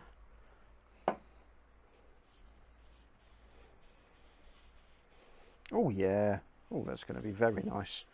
Yeah, I forget sometimes just how pretty some of our domestic woods are. Man, it makes all the difference, doesn't it? It is. It's the difference is stark. But yeah, some of our domestic woods here do get overlooked because you think, oh, it's not exotic like zebrano or like babinga, where it's got these beautiful, you know, really strong colours. But actually, some of our domestic woods are, you know, so easy to overlook. We are very lucky here. We have got quite a lot of different species to choose from, and some of our fruit woods are absolutely gorgeous. Cherry is like a massive favourite of mine because it's just so easy to use. It's so incredibly easy to use. Yeah, that's all right. Just buff off a little of the extra really quickly before it sets up. There we go. Right, got a few minutes while that just sort of soaks in and dries, so don't have to do anything for the second. I'll just keep an eye on it, and when some of the areas that have got like light reflecting off of them, when they've gone dull and matte, then I'll know that I know that's done its job and it's soaked in and it's dried. And then we can just cut that back, like I was talking about beforehand. Just cut that back and just really get that surface smooth. Like I say, I'm not trying to remove any more material. I'll just be removing the nibbed surface because it's, you know, I can already feel it's dried with a little bit of a texture.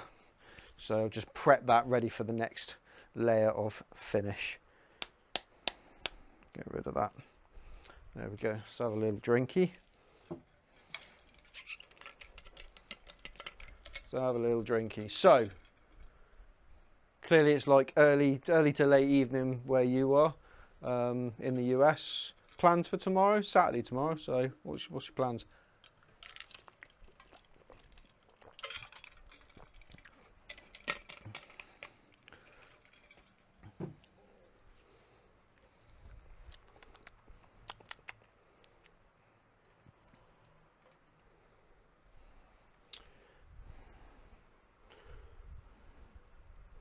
Nearly there. Nearly there. Chores came in with the boys. Oh, you gamer. Oh, yeah, that's cool. Anything I would have heard of? What are you playing?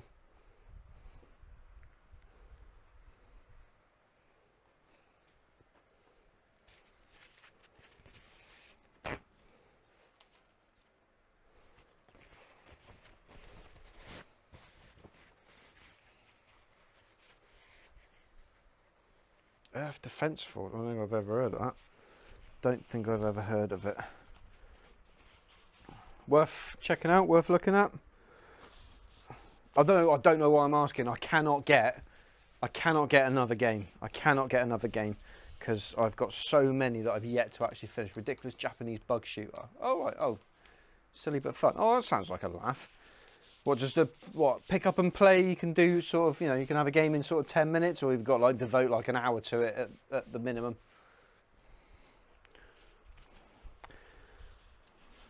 Yeah, well, I mean, I suppose I could say I have completed Red Dead 2 because I've got within a gnat's whisker of doing the entire thing. It's levels, so you can do some of the levels quick. Oh, that's all right. Yeah, that's not too bad. Yeah, I did Red Dead 2, did the story, and then went through and tried to do all of the side missions and the challenges and get every animal in the compendium and all of that. But I got to like 97% of overall completion and just got the feeling that, you know, I was spending like 4 hours on it and just the needle just isn't moving anymore. Like, the story was great, I really enjoyed the story, but to actually complete the whole thing 100%, I just don't think I'm ever going to get there. So I am sort of coming round to the fact that I'm going to probably have to give up on it. But it was great, I really enjoyed it for what it was. And now I've got the choice of, I've got to move on to either Control, Resident Evil Village, Cyberpunk, Ghostbusters. What's the other ones I've got? I might just, if I call up I'll call up Steam real quick. I can tell you which ones I've yet to start. Oh no, that's Stream Deck. I don't want. Yeah, now they fixed it. Yeah, yeah. I realise to begin with it was a hot mess. No, Steam. I want, not Stream Deck. Steam. Oh, I don't know. What is going on? Flip the neck. Oh, why can't I do anything? What's going on? There we are. Yeah, so I've got to do, yeah, Red Dead, so Cyberpunk, Control, Resident Evil Village. I've got Need for Speed Heat, I haven't even started. Ghostbusters, the video game. Oh, Alien Isolation is the other one I've not finished yet. Just never got round to. And I'm sort of one for, you know, if I've got one on the go, I can't switch from one to another and remember what's going on in the story and blah blah. I've got to like just focus in on one, do that 100% it, and then move on to the next one. But then of course summer and winter sales, yeah, they're good value, and you think, oh, it might not be in next year's sale, and I might just get it now, and then you just end up with this massive shopping list.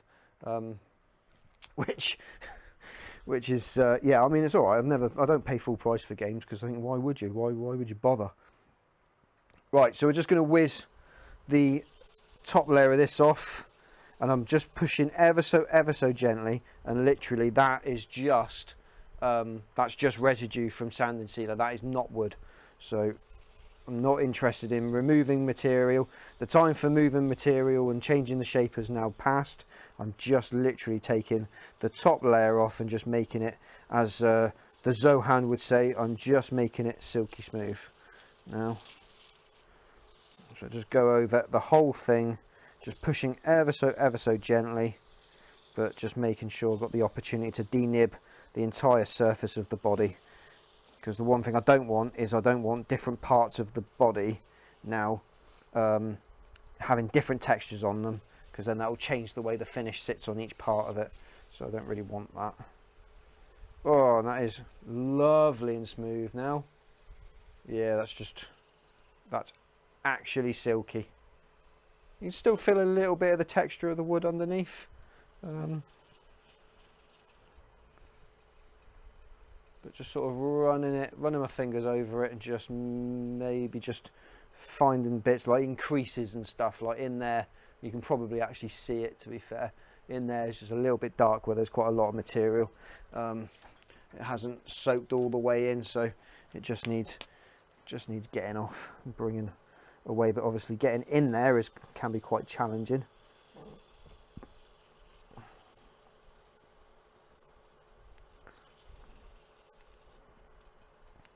That should be okay. That should be all right. Never pay full price. No, God no, no. The Steam sales are. I mean, if you're PC Master Race, you don't get to benefit from that if you're Xbox or PlayStation or Switch or whatever. But yeah, the Steam summer and winter sales are incredible. It's always worth. If you see something you want, stick it in your wish list, and then just sit on it and wait for a sale, and then they'll email it you. They'll email you when it's available. So right, so you can see here, I think you can see there, we have actually busted through onto the wood again. So yeah, there's wood exposed here now. It's not in other places. Maybe I'll just put it on a little thicker everywhere else, but here it's actually wood again. But that's fine. That's okay. We don't mind that. So the next thing is little swack of Yorkshire grit. So this is Woodturner's abrasive paste. Where can I put that? I can put that there. There we go.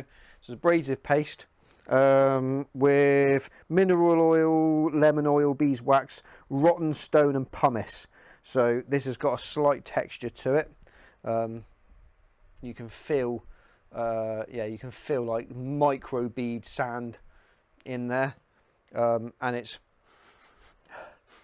smells amazing. It's lovely stuff. And this is like an interim level, which sort of preps the surface for final polishing.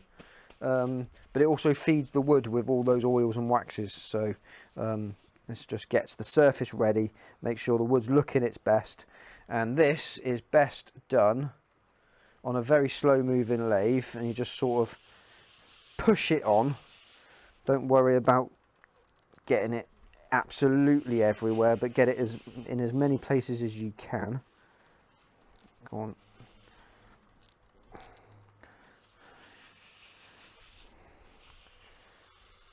And just get it moved around in all. There we go.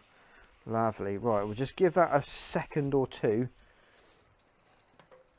Just give that a second or two to soak in, because then getting it off, you know, you've got to give it a chance to sort of try and penetrate a little bit, and then you just buff it off high speed until you get a clean towel. So that's what we do there. Exactly on the sail. Yeah, the sails are great. Always wait for a sale. There's just no point. I mean, there are. Having said that, GTA 6. I'm not waiting for a sale for GTA 6. That's not happening. And I will probably book a week off work when GTA 6 comes out. And it's sad, but I just don't care. I think GTA 6. I hope GTA 6 is gonna be. I mean, they've had plenty of time to work on it. Their reputation is insane. I think GTA 6 is gonna be. It's gonna be pretty mega. I hope. A lot of people have been waiting an awful long time for GTA 6, so it better be something special. It might be buggy. It might be buggy to begin with, but you know. One thing's for sure, the story will be good. The map's going to be absolutely massive by what I've seen in the news. And the first, you know, map in GTA 5 was big enough. This is probably going to be twice as big. Yeah, I think it's going to be really good, and I'm sure the online element of it will be as popular as GTA 5 is now. It's where the new game isn't buggy at release. I know. It is annoying, but I sort of get it, you know, because the more people that are playing it, the quicker they find the bugs. And if it's not out in the, you know, if it's not being bought, then they've got no money coming in. So, yeah, sort of a chicken and egg thing, I guess. I kind of get it, but yeah, it is annoying. But they're generally quite good as long as they get round and fix it. Oh, my TV's turned itself off. Oh shoot! Let's put that back on, otherwise I can't see anything.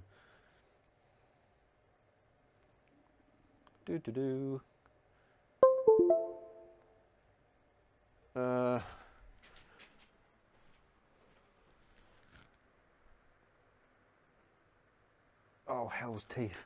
Sorry, I'm sorry. I have... Oh, there we go. There we go. Billy. Right, okay. I didn't even realise my telly had turned itself off and it's showing this great big white screen. Right, so we get this turning. You can see all that dust flying out of the chuck. I don't know if you can see that, but I got a face full. So we get that turning and we'll just buff this off now. And we're just looking. You can see the residue coming off. We're just basically just going to buff it all over until the pad comes off clean. And that tells me then that all the material's been removed. We don't need to continue with that anymore. Not trying to put an awful lot of heat into it or anything, but just literally just trying to move the material around, get that Yorkshire grit into all the nooks and crannies. And this puts a nice sort of semi matte shine onto it, and also having those pumice, that textured pumice stone inside it just sort of gives it a final sand, really fine sand.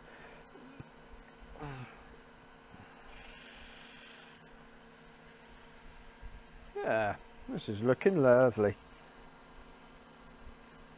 I think we might have struck gold. There was a time I was a bit meh about this for about an hour, but I think we've resurrected it.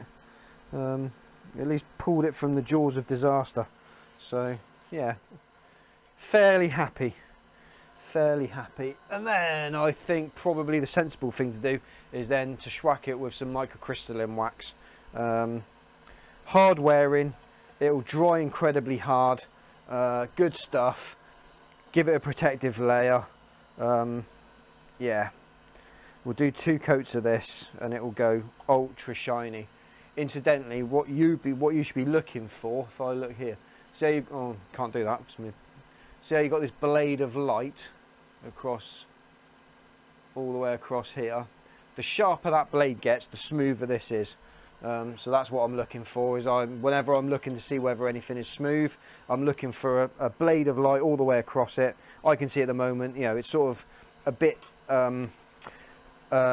diffused towards the edges, but there is a nice white line all the way across, reflection from the lights. But obviously I'm trying to make that as crisp as I possibly can, and that's when it goes its shiniest.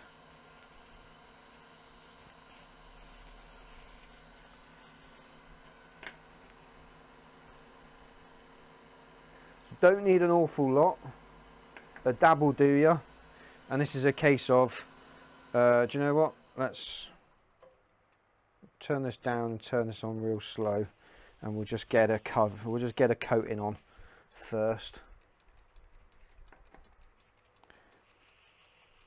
Just make sure it's absolutely everywhere, and then we will buff. And buffing with wax needs to be very high speed and loads of pressure.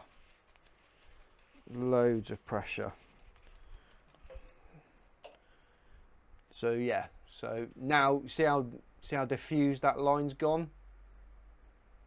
You've almost lost any sort of semblance that there is lights, like strip lights above me. There's just a dull sort of, there's a spot there, and then a little strip there. But you wait. You bloody wait. Right, we ready? Let's go. So we'll whack the lathe up, approaching about 2,200 RPM. And then it's a case of, you're not trying to burn the wax, so keep the pad moving. But it's just buffing it now to a high shine. And you can see that line moving. That means there's, you know, still wax on the piece that's not been dried. Might just need to refold this so I can get some more heat into it.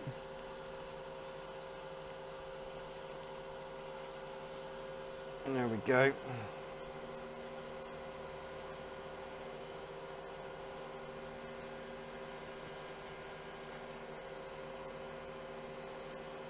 And of course, get all the surfaces. Ow, that was my finger.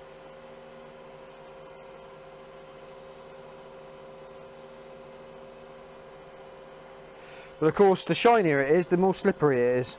So you do have to sort of pay attention to what you're doing to make sure you don't slip off and whack your knuckles into the chuck or anything horrific like that.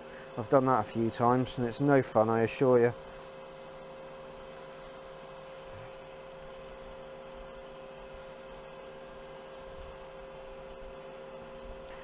I think one more.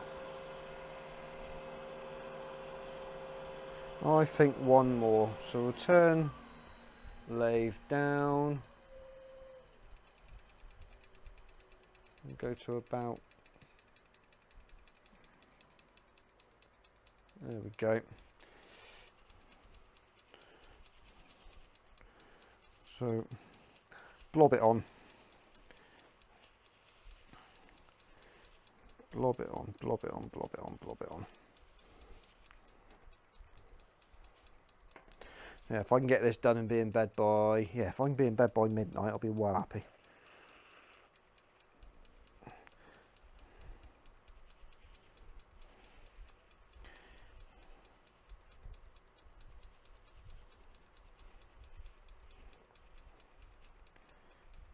Right, there's quite a lot. There's quite a lot of excess on here. So I'll just collect up some of the stuff that is just going to disappear into the ceiling or into my face when I turn the lathe up, just getting rid of some of the excess, because I don't really want to be wearing it if I can absolutely help it, or eating it, or breathing it in, or having it force fed up my nostrils. Right, don't be stingy, get another sheet of paper. Boy, get another sheet of paper, don't be mean.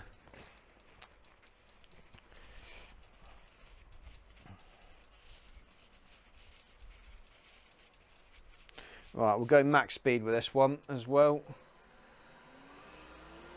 So sorry if it's a bit noisy.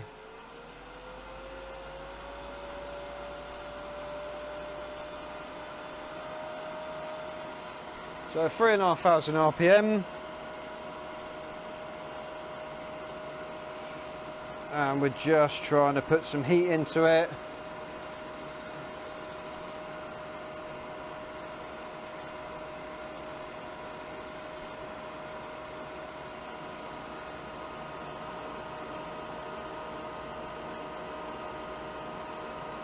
But also get all the nooks and crannies.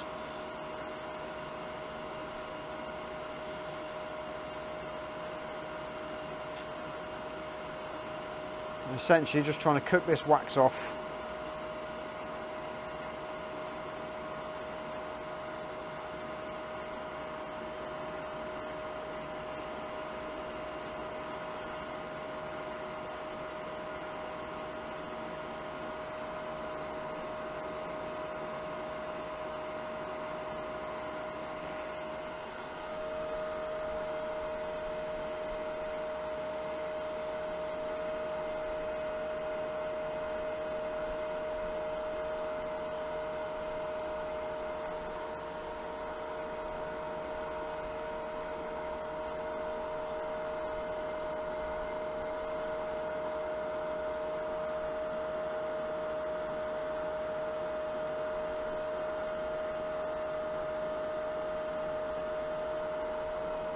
All right.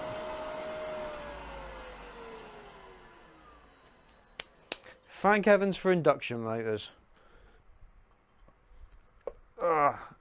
Get that shut. Yeah, that don't look too bad, do it? These are very shiny. I mean, we could go one step further and put some Chillout shine juice on it, but I really don't think it's necessary. And it feels, I don't want to touch it too much because obviously it's still drying, but yeah, it feels great. It feels great. Right, let's get this off the lathe.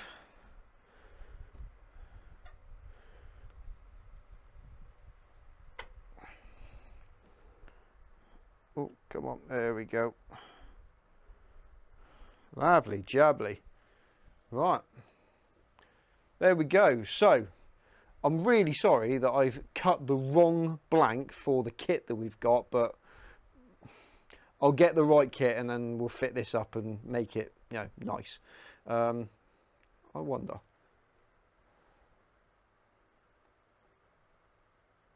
Are you going to stay there, or are you going to? No, I've just spent 3 hours doing this. Let's not be an idiot with it. So there you go. Just going to get rid of my web pages that I don't need. There we go. So yeah, start of a Yew Pepper mill. This is probably actually going to end up being a salt mill. I'll put the 9-inch one that I've got the kit for already. That's probably going to be the pepper mill. But yeah, I mean, it's pretty, isn't it? I like it. It's a relatively handsome shape. I think we've done okay there. It was looking dodgy to begin with, but I think we salvaged it. So yeah, looking really good. Looking really good. Final bit from me, peeps, is look, you know, trying to build my following. So if you aren't already following, then please do hit the follow button. Help me get to 20. That would be massively appreciated. I'd be hugely appreciative of it. That would be awesome. Totally awesome. YouTube, in my bio there's a link. You can go over to YouTube, or you can just go to YouTube and search ARC Woodcraft and find me over there. Please hit the subscribe button over there. Trying to get to 500 over there, so that would be awesome. There's 50 odd videos up. The early ones are real cringe. Please don't watch those. Watch the more recent ones. And there's a few more in the pipeline as well coming over there. So yeah. Thanks very much. Cheers for joining me. I'll try and get back on soon as, you know, but obviously work's got to take priority. Nice job. When's your next stream? I'm going to try and stream most Fridays, because Fridays I'm lucky enough to be able to work from home for the minute. Obviously, if work, you know, sort of crops up and I have to actually do some work, then I'll have to do that. But Fridays is a good day. Saturday evenings is probably a good time as well. So yeah, sort of, you know, mostly Friday, Saturday in that sort of area. Like I say, I work away during the week, so yeah, streaming during the week is not possible. But yeah, if you're not subscribed over on YouTube, please do go over there and subscribe over on YouTube. That'd be great. And follow over here. That'd be fantastic. I will see you again. Thanks for joining me. I'll catch you on the flip side. Have a good week. Be safe. Look after each other and love yourselves. All right. See you later, guys. Thanks very much.